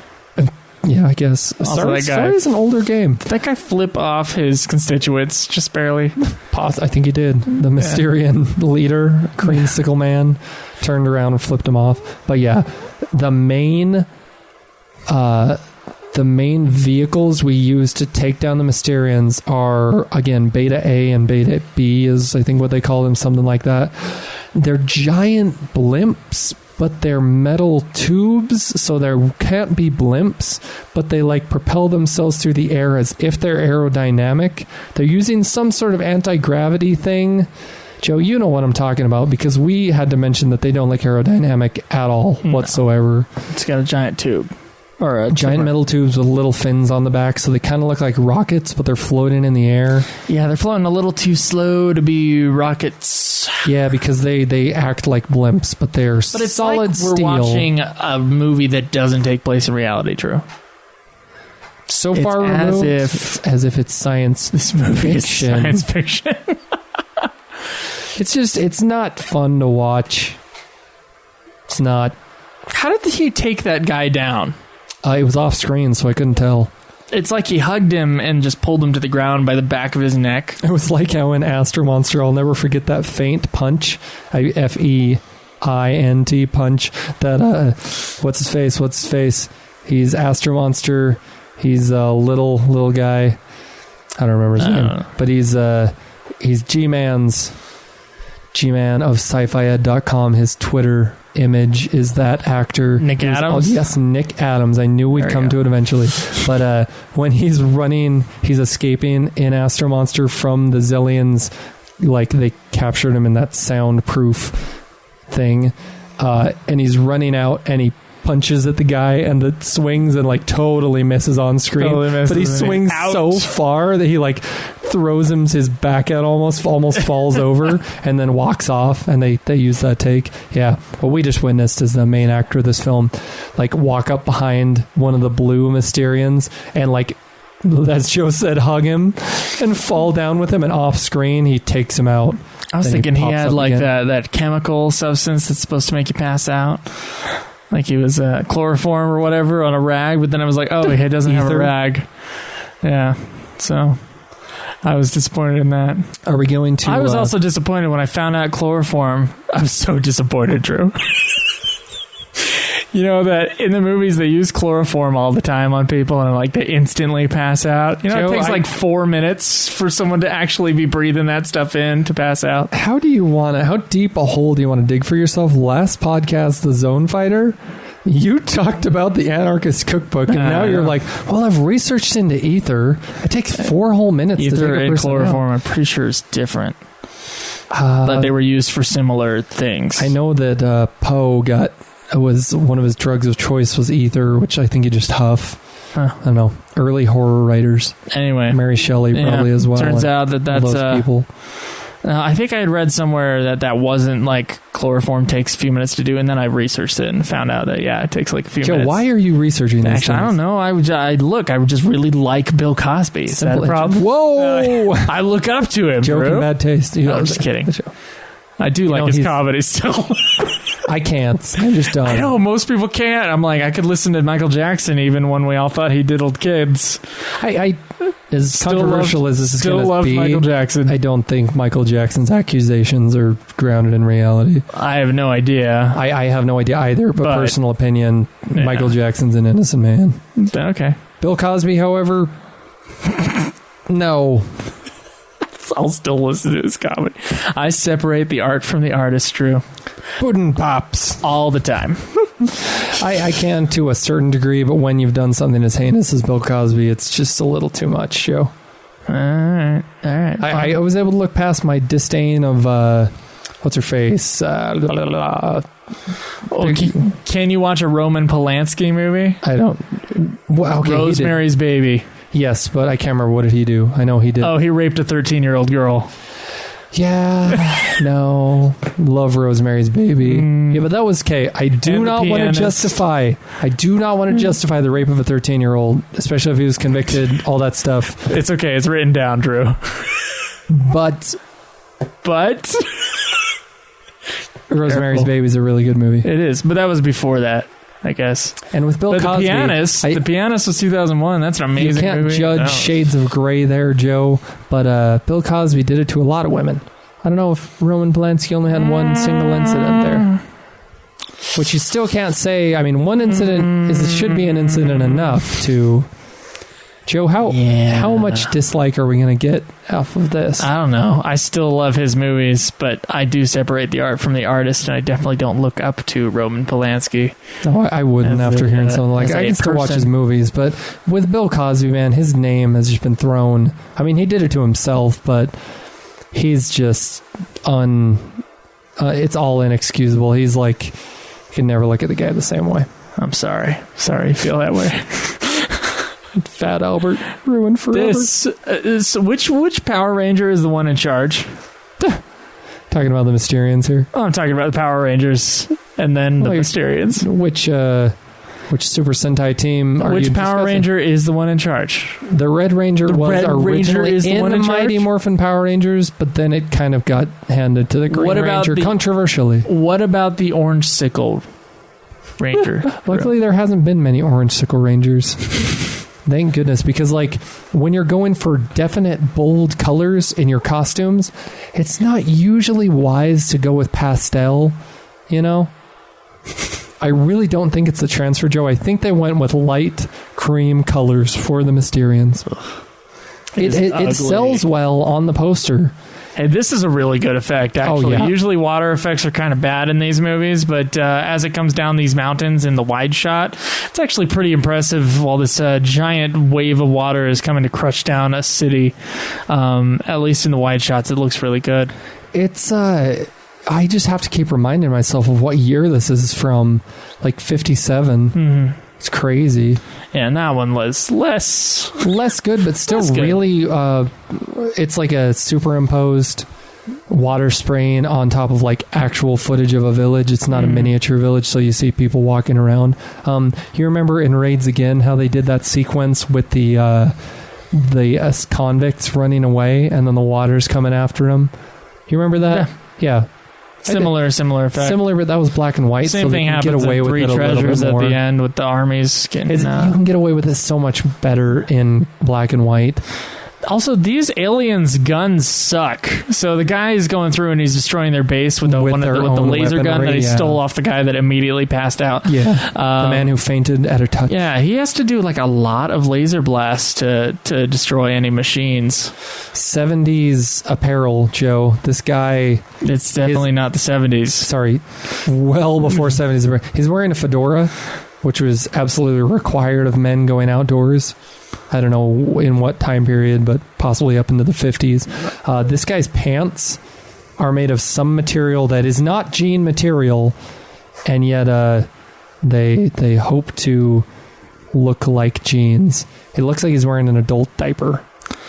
There's a lot of diaper imagery in this movie, Drew. What do you think it means? Are we really going that deep into so Mysterians? deep, Drew. Are we going as deep as the Mysterians? I don't know what I'm talking about. I think you're gross. Disgusting, Drew. You're despicable. If only... It's like you're a Bill Cosby fan or something. You're the one that's the alleged Bill... Okay, you're not even alleged. You're an admitted Bill Cosby fan. Have you watched Leonard Bill 6? Cosby comedy fan. Comedy. Yeah, I have to admit, I watched a ton of The Cosby Show growing up. That's tons right. and tons and tons of and The you Cosby loved it. Okay, loved it. Throughout the film, Kenji Sahara's... Wait, Akihika Harata? his first name. That guy. Yeah. Akihiko. Sorry, it sounded wrong. He's about to do Harada. his oxygen destroyer self-sacrifice scene here. Yeah, and throughout the film, he was very much acted like he was on the Mysterians side. He said we need to give ourselves over to their technology. He was in cahoots with the Mysterians. He was a human, but he's on the Mysterians side. He reveals at the end that he was just undercover the whole time. I think there's a moment in the film that visually they do something. I can't remember if they take a human or the Mysterians go too far, and visually you can see in his character's eyes that he's kind of not on the Mysterians side anymore, because he, as a human in Mysterian garb and working with them directly, tries to convince our other main characters you have to give in to their demands. Yeah, there is somewhat a weird, not a love triangle, but a broken off engagement with, I believe, Emiko's character, the actress, her character in this film, and he describes it as he has a duty to the Mysterians, to the betterment of humankind, but he's agreeing with what the Mysterians are trying to do to us. Very convoluted, little confusing, but at the end he reveals to our main characters, well, you know what, I just acted as if I was working with the Mysterians so that I could get their technology, so that I could take it down from the inside. And that's where his self-sacrifice comes from, because he's learned enough of their technology to be able to blow up their... I don't know, man. They're just never that... never actually quite that advanced. They always say, we will take you out. A lot of lasers, though. I guess Mogura makes a slight appearance at the end here. Yeah, he is a mole. Okay, he is actually digging. I had to think, Joe, the pitch for Mogura being part biological, part robotic, doesn't that reflect more the monsters we got in Zone Fighter in the mid-60s? I want to say 66, 67, but I could be wrong there. Because many of the monsters that we get are biological creatures enhanced with robotic stuff. Mm-hmm. Monsters over and over again that are part robot, part beast. Kenji Sahara, I don't know if he just knew how to turn his phaser up to kill. Yeah, that's true. He's a lot more effective with it. He took out an entire horde with a blaster. He made them disappear.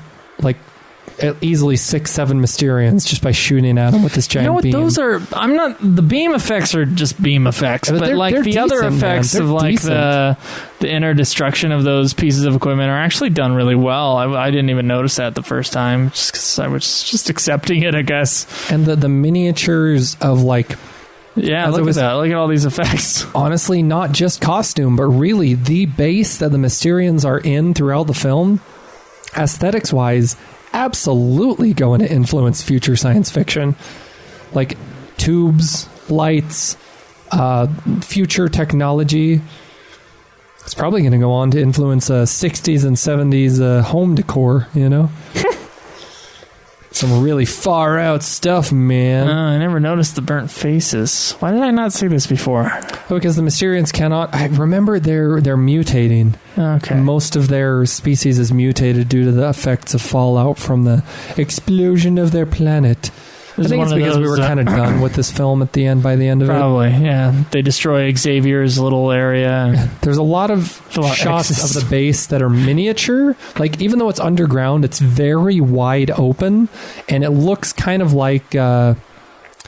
shots of the Death Star where there's there's a bridge, yeah, and then below them it's just wide open space and electricity cackling and whatever, crackling. It's similar. It's not as well done. There's a good mushroom cloud smoke bomb that happens that I kind of got excited about. Drew, I am not past the age or maturity of which explosions are still not awesome in movies. Michael Bay movies kind of take explosions. They make them less cool. It depends on the film and the era of film and how much you have it in a film. I gotta say, it goes on a film by film basis. I need to see that movie. It destroys the hangar at the beginning of the movie. The beginning of the movie, Drew. God, dude, Face Off. It is the stupidest and most awesome movie of all time. I think this is the second time you've recommended Face Off to listeners. It's so great. A boat goes through, and you see it happen, Drew. It's like live, not CGI. A boat goes through another boat. And you'll be like, I don't understand what exactly Joe means by that statement until you watch the movie. It just totally breaks through another boat. One boat going through another boat looks like. Face Off, late 90s, early 2000s, correct? Yeah, John Travolta, Nick Cage. No, I just was wondering the they switch era faces when it was made. I know the plots, but practical effects still being very much their impersonations of the other person throughout. So each one overacts the others. Yeah, that's overacting. what people say. I think it's great though, because the whole movie's over the top. So the acting has to be over the top too. So apparently there is a sequel to this film, Joe. There is Battle for Outer Space or In Outer Space, something like that, but does not fulfill requirements. No kaiju's in it, huh? So we can't do it. Sorry. Oh, that's lame. We have plenty on our plate as is, but apparently I thought it was okay. I didn't hate it. It's not a bad movie. It ends on the absolutely most generic note. Our main character's looking off into the distance, probably saying something to the effect of, I wonder if they'll be back. How bad do they want our women? Yeah. Because some did survive. Some Mysterians do escape. Yeah. And that is the Mysterians. The end. Did we miss anything, Drew? I think we did. Directed by Ishiro Honda, music by Akira Ifukube, which sounds very Akira Ifukube-esque if I were to judge. A really good score on the film. Really good score. Although it's Ifukube-esque, it's unique enough to be like, wow, very, I don't know, noticeable. Okay. Good Ifukube score, good by Honda. I would recommend it to people who are listening to this podcast because, like, why not? Yeah. But outside of the podcast, if you're just giving honestly it to somebody like else, this is not something that you're going to turn somebody on to the tokusatsu. I would call it upper middle level of Toho movies that we've seen. You're not going to turn somebody on to tokusatsu through this movie. Definitely not. Probably not, no. But it's for us. Yeah. I do think it's better than the other space movies in the series so far. Such as? Godzilla versus, Ghidorah, the three-headed monster, or Invasion of the Astro Monster. Yeah, Yeah. Yeah, I just think that there's some faults with Astro Monster, but it's like, it's cool. It's got kind of the aliens here similar feel to this one. The aliens here are more colorful in their design. Yeah. They're Ladybug, Power Ranger, Orange Sickle designs, yeah. But Astro Monster did have more monster battle. Did have more monsters, period. Yeah, that's true.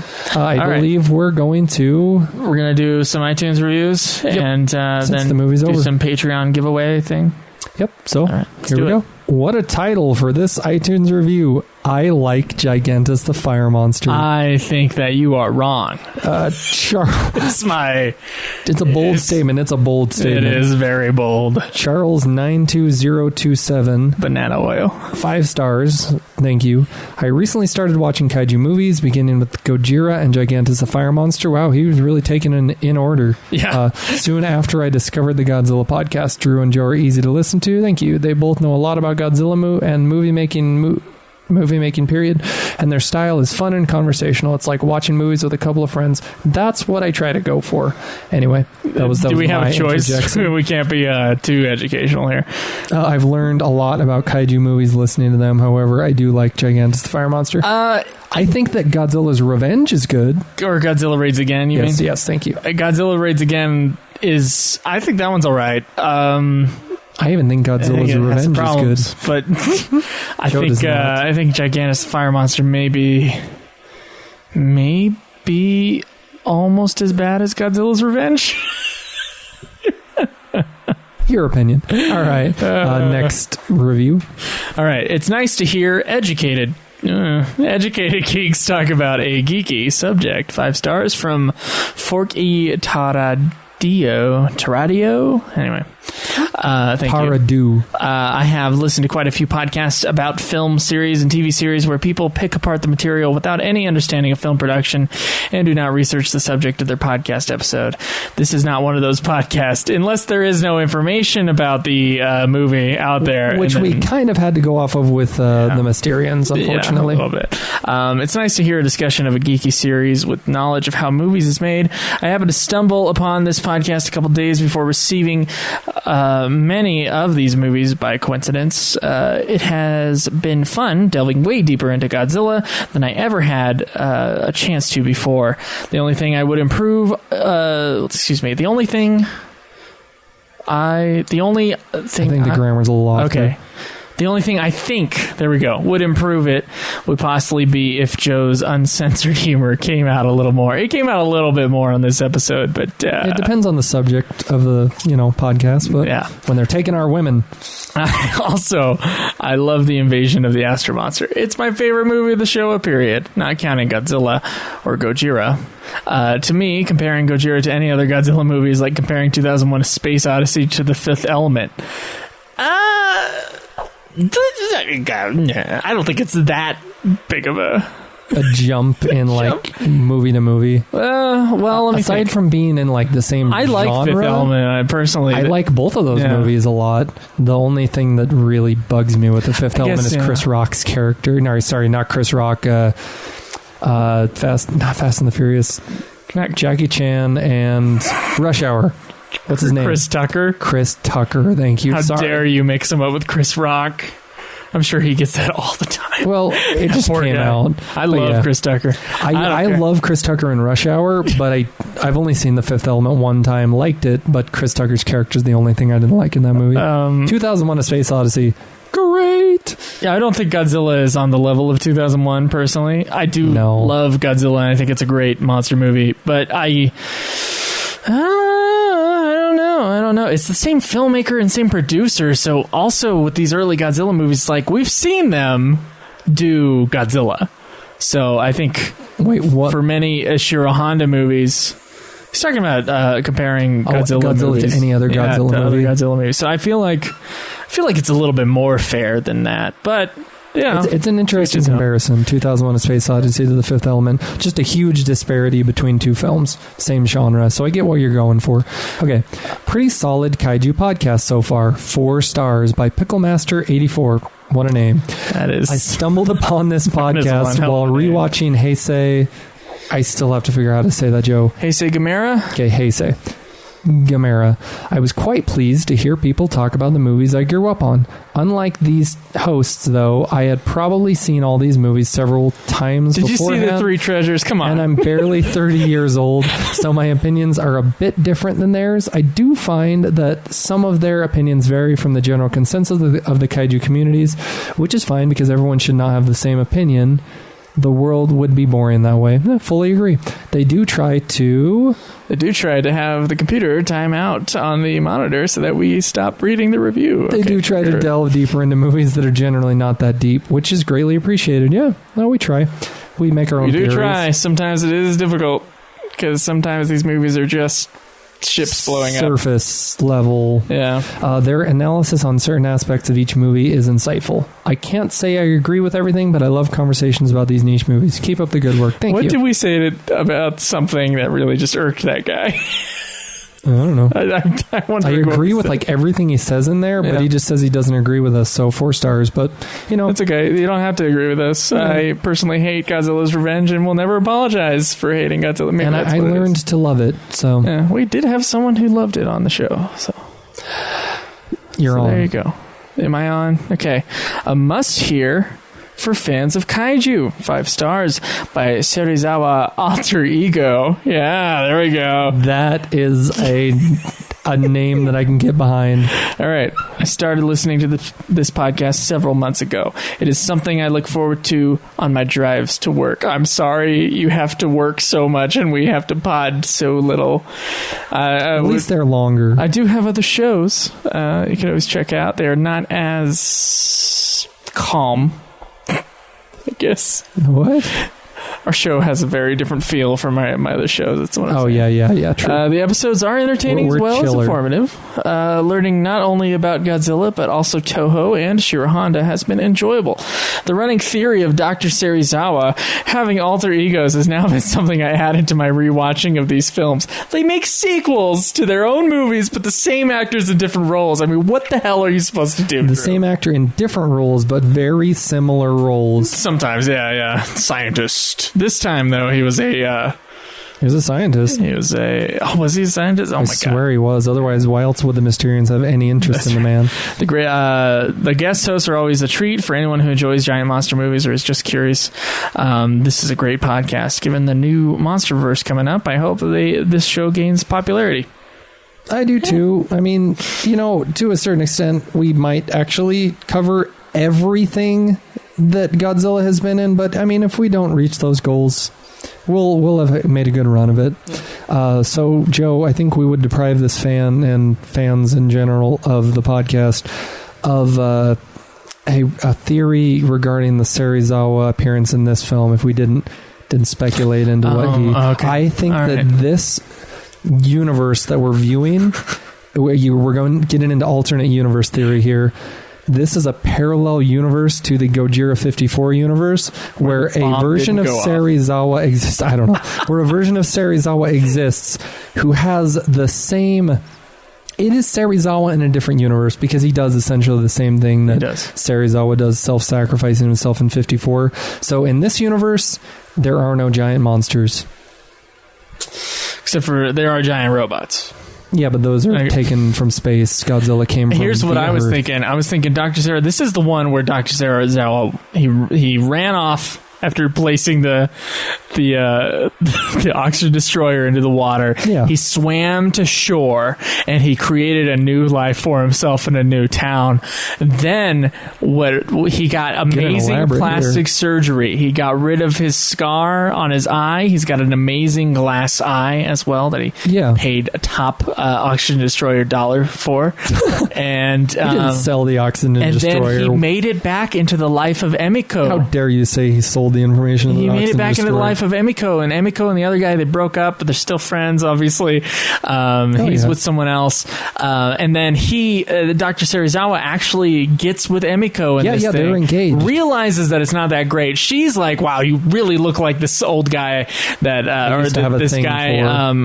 I was betrothed to, but he died. He sacrificed himself for the good of humanity. And then they got together and he realized it's not that great. I'm going to go with the aliens where they're going to, we're going to have sex with all the women of all the earth. So I might as well get him with some of that. And then, of course, You're pointing out a very chauvinistic view on Serizawa. I would say... I mean, he did just say he was going to sacrifice himself, and he put himself on the ship. He knew a way out of there. He'll show up in a later movie. Joe, for all the self-sacrifice that Serizawa shows off in these films... It's just a show, man. It's to impress Emiko. He has to reap the rewards of his self-sacrifice. That's right. Take a bullet for humanity. When he realized that the aliens were going to lose... Oh, you're saying that he wasn't actually on Earth. Okay. Yeah. So not so much a self-sacrifice as he's always just looking out for himself. Yeah. Yeah. And he kind of makes it seem like everybody's always like, he's the good guy. So much like this Dr. Serizawa guy. It's crazy. And he's like, yeah, I've been told that my entire life, basically. Yeah. And somewhere in between that, because you said Rodan came out before this film, he moonlighted as a reporter, because I'm pretty sure that's his character in Rodan. That's how he got his job in this movie. And then it goes on beyond that. There you go. I like Joe's theory better. Yeah, all right, Godzilla Heaven by Taylor Zilla. I've grown up on Godzilla movies, spending summers as a kid playing outside in the morning and watching 60s, 70s Godzilla movies in the afternoon. Sounds like my childhood. I love them, but I'm not as epic a nerd with it as I am with, say, Star Wars. That's why this podcast is so refreshing. Joe and Do are a refreshing, pop open a sweet can of the Godzilla podcast. In this humid as hell room that we're in. Sorry. You know what? You shook that can of Monster. I don't know if you guys heard the Monster can shaking, and half of it got on my arm. So Joe and Drew are just about on the same level of nerd as me regarding these movies. I love listening to their commentaries and the great behind-the-scenes stuff they dig up on the movies when there's stuff to dig up. It's seriously one of my favorite podcasts, and it's the first listen anytime an episode is available, even Zone Fighter episodes. Thank you, because we always don't know. I'm glad someone listens to them. a must listen for any Godzilla fan. Keep it G. Aw. No one wants to hear us shoot the shat for an hour and a half. That's the first use of our outro phrase outside of the podcast. Thanks. You keep it G too, Taylorzilla. The God. This is our last review for the day. The God of Godzilla Podcasts. 5 stars. By Serrano or Kyrano something. DB23. That's probably some reference to something I'm not getting. That sounds like a reference to something. It does. Yeah. It's like, oh, that sounds somewhat like deep, should be familiar. Deep nerd cut. Yeah, okay. Drew and Joe created a fantastic podcast discussing the king of all monsters. Godzilla. Sure. There are other podcasts discussing and reviewing kaiju-related movies, but D and J have a unique laid-back style that is a pleasure to listen to without the forced laughs. Such snooty forced laughs from other podcasts. One-upmanship. I just don't care for one-upmanship. That seems to be a staple of most podcasts these days. I guess he listened to Nude Clan before listening to this one. Although I don't think Nude Clan ever has any forced laughs in it. Because if someone fails at a joke, the other people will just make fun of them for like an hour and a half. So that's real great. You and Schweiss have a completely different relationship than I and you do. Yeah, I try to keep it a little bit more mellow here. You're just a mellow guy, Drew. You affect me in that way. I'm like, all right, I guess we're not being combative today. Unless we're talking about Bill Cosby. They may... The Party Pops. They may... That was the worst Bill Cosby impersonation I've ever heard. Thanks, Joe. They may You're sweet. not be walking encyclopedias about everything related to Godzilla, but they do a great job of researching and explaining how Toho...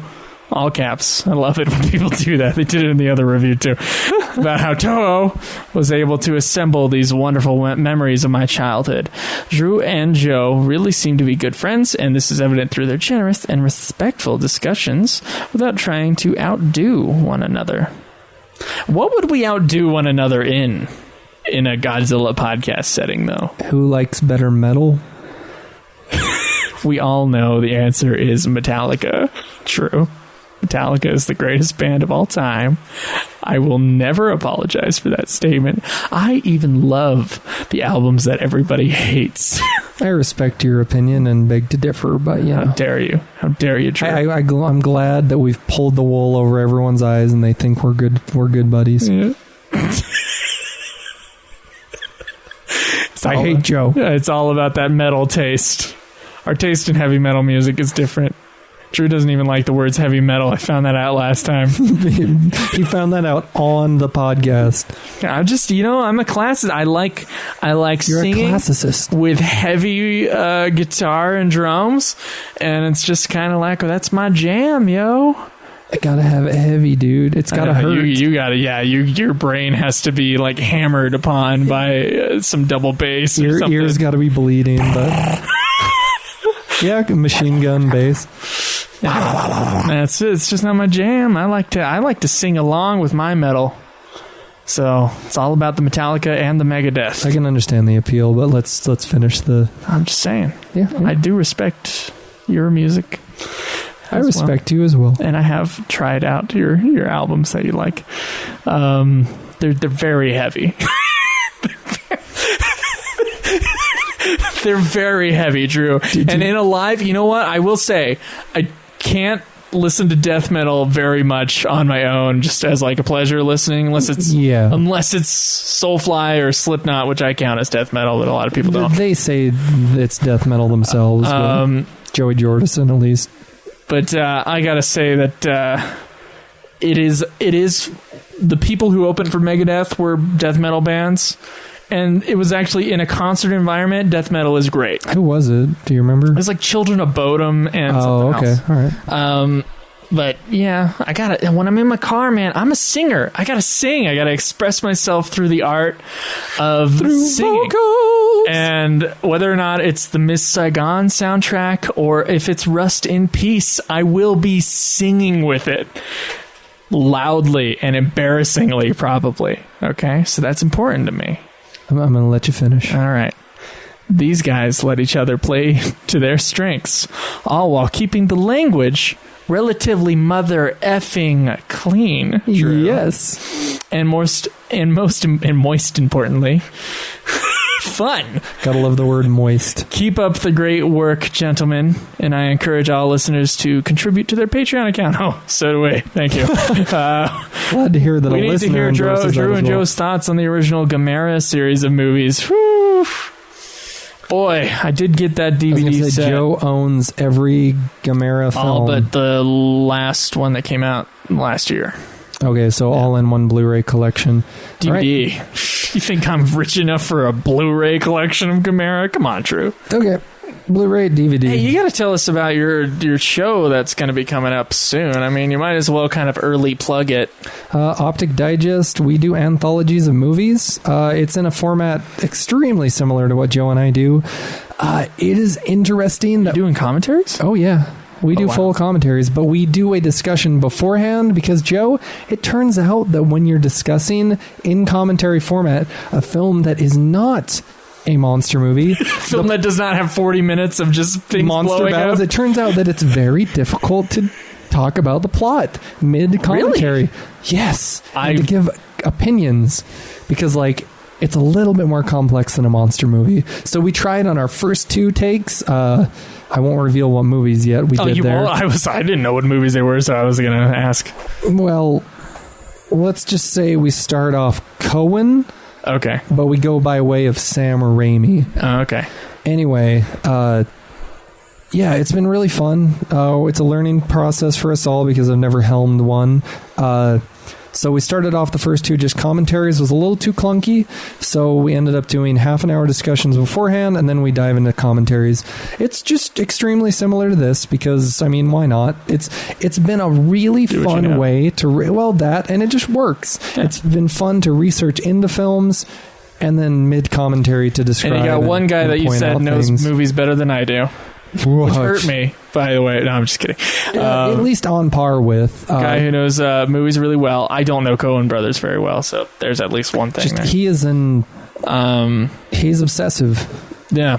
But he's we're opening him up on the podcast. Yeah, he's kind of a quiet guy. When you told me he knew so much, I'm like, why doesn't he talk about movies with me? He just doesn't talk much. Love him, Anthony. You might ever listen to this. I don't know if you listen to Godzilla podcast, but if you do, here you are. And then I have another friend on the podcast who just not a moviegoer, does not watch movies at all. So we have get a different degrees. Totally casual viewer. Yes, one who just is like a newborn babe and just thrown into movies because he is fresh from the womb. That's him. Most of his time was music and video games. Lots of video games. He dwells deep in the internet. I'm somewhere in the middle of film knowledge. I mean, I'm getting into this. Joe's initiating me, whatever. Then Anthony, he's our resident film buff, and it's called Optic Digest. You'll hopefully out before October because we want to do some Halloween stuff, but we've recorded at least 5 so far, some of which we're gonna have to re-record. I can't believe you recorded 5 and haven't put any of them out. That's driving me nuts. I'm like, I hear you recording these things all the time. Like, you haven't put any of them out. How many did we do for Godzilla before we put them out? We said we were gonna do 3 or 4. We maybe did 3 and then you just put them out. So it's front loaded. We're going to come out with the first 3 episodes and then filter them down. So we'll be a few. No one take Optic Digest. No one take the the title. When you Google it, it's nowhere to be found. There is an Optic Digest film company in Canada, but they're not. Canadian laws don't count. We are Optic Digest podcast, not Optic Digest. And then some guy at that company is going to be like, "What the hell? We were going to make a podcast." It's those guys. But it's been fun. It's been informational, and it's been an interesting experience trying to helm one because I really have to steer the boat, and I'm really allowing it to take wings, and I eventually. I'm starting to just drop the reins so much and allow them to go a little bit. Yep. because I know you had to do that for me at the beginning of the podcast, and I've come into my own, Joe. Oh, that's nice. I had to do that with Caleb too, believe it or not. But now he talks more than I do on the show. Okay. Just a little behind the scenes with Caleb, because I mean, if you listen to any, Caleb Schweiss, if you listen to any of these other podcasts done by Joe, I went to a few concerts with him, and he does not speak as much as I expected him to. Like when it's one-on-one. Maybe it's because I'm over-talking, like out of nervousness, but I don't know. Just the guy didn't speak as much as I expected him to. I think he's just a shy guy. I think we're all shy people in some respects. So shy people got no Caleb Schweiss is definitely more of a shy person than I am with their shy hands, and that's probably why the first few episodes of Ultima he doesn't talk very much. But he's gotten over it. Okay, here we are. I got all of our Patreon donors, Drew. I got a list of them right here. A list of these amazing people. Thank you so much, Patreon donors. You're the best. You're the reason this is going on. You're the reason we got Zone Fighter commentaries. That's true. And we are currently sitting just one more $17 away from Godzilla Island commentaries. We only have one more, as Joe just stated, one more Part 6, the final chapter of our Zone Fighter commentaries. All right, so I want to thank, real quick here, Anthony Catton. Sorry. Anthony is the... we owe him some stuff. Okay. All right. You will have it. As soon as we get to War of the Gargantuan. Sorry to have taken so long. That DVD is very hard to come by. And swear to God, it is sitting on my desk. It is looking at me, and I go every time. I'm like, I gotta ship that thing off. But now I have to wait for a DVD. I wasn't just waiting for a paycheck. Now I have to wait till we watch the thing. But you will get it. Believe me, Anthony. And a figure. Yes, that's mostly what I'm talking about because that's the expensive thing to ship. Okay, Ayami Chiba, thank you. Chris Chappert, thank you. Taylor Henley, thank you. Chris Britt, thank you. Jesse Salcedo, thank you. Ryan Davis, who I think we got to do something for because he's in another category. Yeah, we have two large donors who deserve to be guests on a podcast. Yes. You will be contacted by Joe. He has all the credentials and everything. Yes. Ryan Davis, thank you. Michael, just Michael with a atomic weenie picture as his avatar. It says atomic weenie on it. Anyway, thank you, Michael. Thank you, Jason Poor, as well. A long-time donor, Jason Poor. And our dear friend, Joel Klingel. I hope I'm saying your name right. In fact, that goes for all of you, especially Salcedo as well. Thank you so much. All 12 of you make this possible. You've allowed the podcast to be paid for. And here we are going to give away 2 DVDs. Let's do the old drawing, Drew. Starting in just a moment.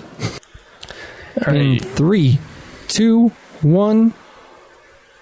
Taylor Hensley. He's our first winner, and you are winning Giant Monster Varon. That is the Japanese version of Varon. That's the one. It's a little better. I have grown to love the design for Varon. I tried to look up the price of a figure. Way too expensive, way out of my price range, but, some great monster work in the film. Okay. Interesting plot. And the American version is going to Joel Klingel. Wow, all new people. Joel, enjoy. Joel Klingel, have fun with an American copy of Varon the Invincible. You're going to see all the weirdness of that film. God, it's terrible. I'm so sorry. We'll sign the DVDs. And we'll send them out. Yeah, let's do it. Okay. All right. Thank you guys so much for listening to the Godzilla podcast. You can check us out at GodzillaPodcast.com. There's a Patreon link there. If you want to support the shows in other ways, there is a Amazon link as well as a PayPal link if you want to go through those and support the show without... at least with the Amazon thing, you can kind of click through it and then just buy stuff on Amazon and not have to pay us anything. We just get a small cut of it. Other shows... we obviously have one coming up for Drew in a few months, so we got to look forward to that. Yeah. I co-host Nude Clan, which is a video game podcast, which is really funny and really dirty and kind of the opposite of the show in that respect. It's very irreverent. It's a fun There's a warning on the front of the end of the podcast. So I listen to select episodes for video games that I really want to know about. I listen to, however, every single one of your episodes that deals with a video game movie, so I wish you'd do more of those because I love them. Oh, don't worry. Wing Commanders. Yes, I'd been waiting for Wing Commander. Is coming out soon. 2 more weeks, I believe, from right now. I'm not sure when the Godzilla podcast, I'm not sure when this episode is going to air, so it might be a little sooner than that. For our listeners at home, I also do, if you like Final Fantasy, I do Ultima Final Fantasy, the Ultimate Final Fantasy podcast. It's probably our biggest show on the network, and it's a lot of fun, and it's also a little bit inappropriate. So, on top of inappropriate, there is super sexy swinging fan fiction that neither me or Drew host, but that is also on our network. And if you want to check out some really terrible fan fiction being read for you, like a book on tape, as in erotic fan fiction, mostly erotic, yes, and often disgusting. I wouldn't say erotic at a certain point, just gross. And a reason why I had once hosted the show and decided to stop hosting the show and give it to someone without a soul. Whoa! To listen or That's to a read huge those slight things. At Schweiss. To Jake, you mean? Schweiss has been there the whole time. Jake was my replacement. Schweiss wanted to keep the show going. I'm like, you're gonna have to fight someone else because I can't. Honestly, like I feel myself like just being like, I'm just being ripped apart by just disgustingness. I'm like if my family ever finds this thing, or if I have a neighbor that finds this thing, I'm dead. Way to have some pride. Or like if I run for office in a small town one day, I'm just screwed. This pornographer is running for mayor. He must be destroyed. Joe DeGaulle. Yeah, I know. It's just terrible, dude. Anyway, there is super sexy swingy fan fiction if you can stomach it. And we also have some other shows coming out soon. There is a Dragon Quest podcast that's in the works that has had a few episodes record. Oh, shoot. I wasn't supposed to talk about it. Anyway, special surprise. It's between me and you, Godzilla podcast listeners. It's funny though, like there is a lot of I did a survey. Listeners. There is not. That many. Whoa! I did a survey of our listeners, at least from like Twitter followers and people on the forums and people on our Discord channel for the other shows that we have. Okay, this is really interesting for people who listen to the Godzilla podcast. Sometimes, about half the time, they listen to Nude Clan, but almost no other shows. So this is a separate audience from my other shows, which I was kind of surprised at, but kind of not surprised at the same time. And like, there's definitely a different. There are some people who talk to me about Godzilla on Twitter, and then some people who talk to me about Final Fantasy or video games, or like they make fun of me or bitch at me about what I said on another show. Usually, those aren't the Godzilla podcast people. But if you leave yourself open, man, it's it's you got opinions and they are strong. A poisonous community of people in the Nude Clan. Hey man, you run an explicit, childish, not mature. Can you say childish? I would say immature. Okay, there you go. But for mature audience members at the same time. Basically, what we are off mic. Yeah. Off mic, Joe and I are far dirtier than on mic. Yeah, but I figured, some kids might like Godzilla. Oh, yeah, and also, I just don't feel like it's necessary. Yeah. So that's what you get here. In the future, Optic Digest will come out. It's an anthology podcast where we tackle whole landscape, like Coen Brothers, for instance, which is going to be our first, and we go through their filmography. Next, we have another anthology planned, which is going to be an actor's films, and then so on and so forth. And we'll take small breaks between anthologies. We might break it up around Christmas and Halloween. It's just been a lot of fun, and I enjoy what I do with Joe. It's going to be YouTube as well, right? Yeah, maybe. We're working on it. No, it's recorded for YouTube, but the video podcast a little. I gotta tell you, for video, you got to be in a controlled space. Like, I do video stuff. Like, I know how to do it, and I've always been like, webcam people have been stuff. like, you do YouTube stuff, or you do video stuff. Why aren't you doing YouTube? I'm like, it's just a lot of work. Yes. There's a lot of equipment involved to make it look good. Commentaries, and most people have white walls, which is a real problem, believe it or not. I do. Commentaries not recorded, discussions recorded. So you get about a half an hour of YouTube. Oh, that's cool. Out of each podcast. Yeah, it's going to be an experiment. We'll figure it out along the way. It's a lot more work. So you can contact me at Drew Daybell or at Gojira Jaeger. That's JAEGER. You can contact me at Joseph Egolyer, DEGOLYER, in case you're wondering how to spell that insane last name. I mostly just follow Drew and then look for a tagged post with me in it, and then you can follow me. Yeah, so future things. We appreciate everything you guys do. It's been fun. We're not stopping anytime soon, although we're probably close to halfway through this cleanup of the Showa era. After that, Heisei period. It is Heisei. And I'm telling you, I think we're almost to the halfway point though with all movies. Yes, I think there's we will 7 be at or 8 like the of first them. After like the first 2 Heisei ones. I think we're halfway. I just received Gorath, which is our next film, and it came with 2 copies, an English and a Japanese. So we're gonna do the Japanese for sure. I'm not sure yet whether we need a whole separate commentary for the English one. It always depends on like when we do research whether or not it's like the English version is disgustingly different, and then we're like, oh, fine, totally different plot. Of course, it's not a Godzilla movie, so then I don't feel as required. Yeah. Hey, but what if it happens that the English version is just really cool? That will never happen ever. So I don't know. It hasn't happened thus far. You're right. All right. You lucky Patreon donors got those DVDs. Someday you'll get stickers. We have them. We have the stickers. Those who are at the reward tier for stickers, we're going to get 2 guest podcasts out, like the guests who have paid to be a guest. Joe will likely have a quiz for you. If not, you'll somehow humiliate me. Okay. On air. Sounds good. Okay. Let's get out of here. Keep it. Sure.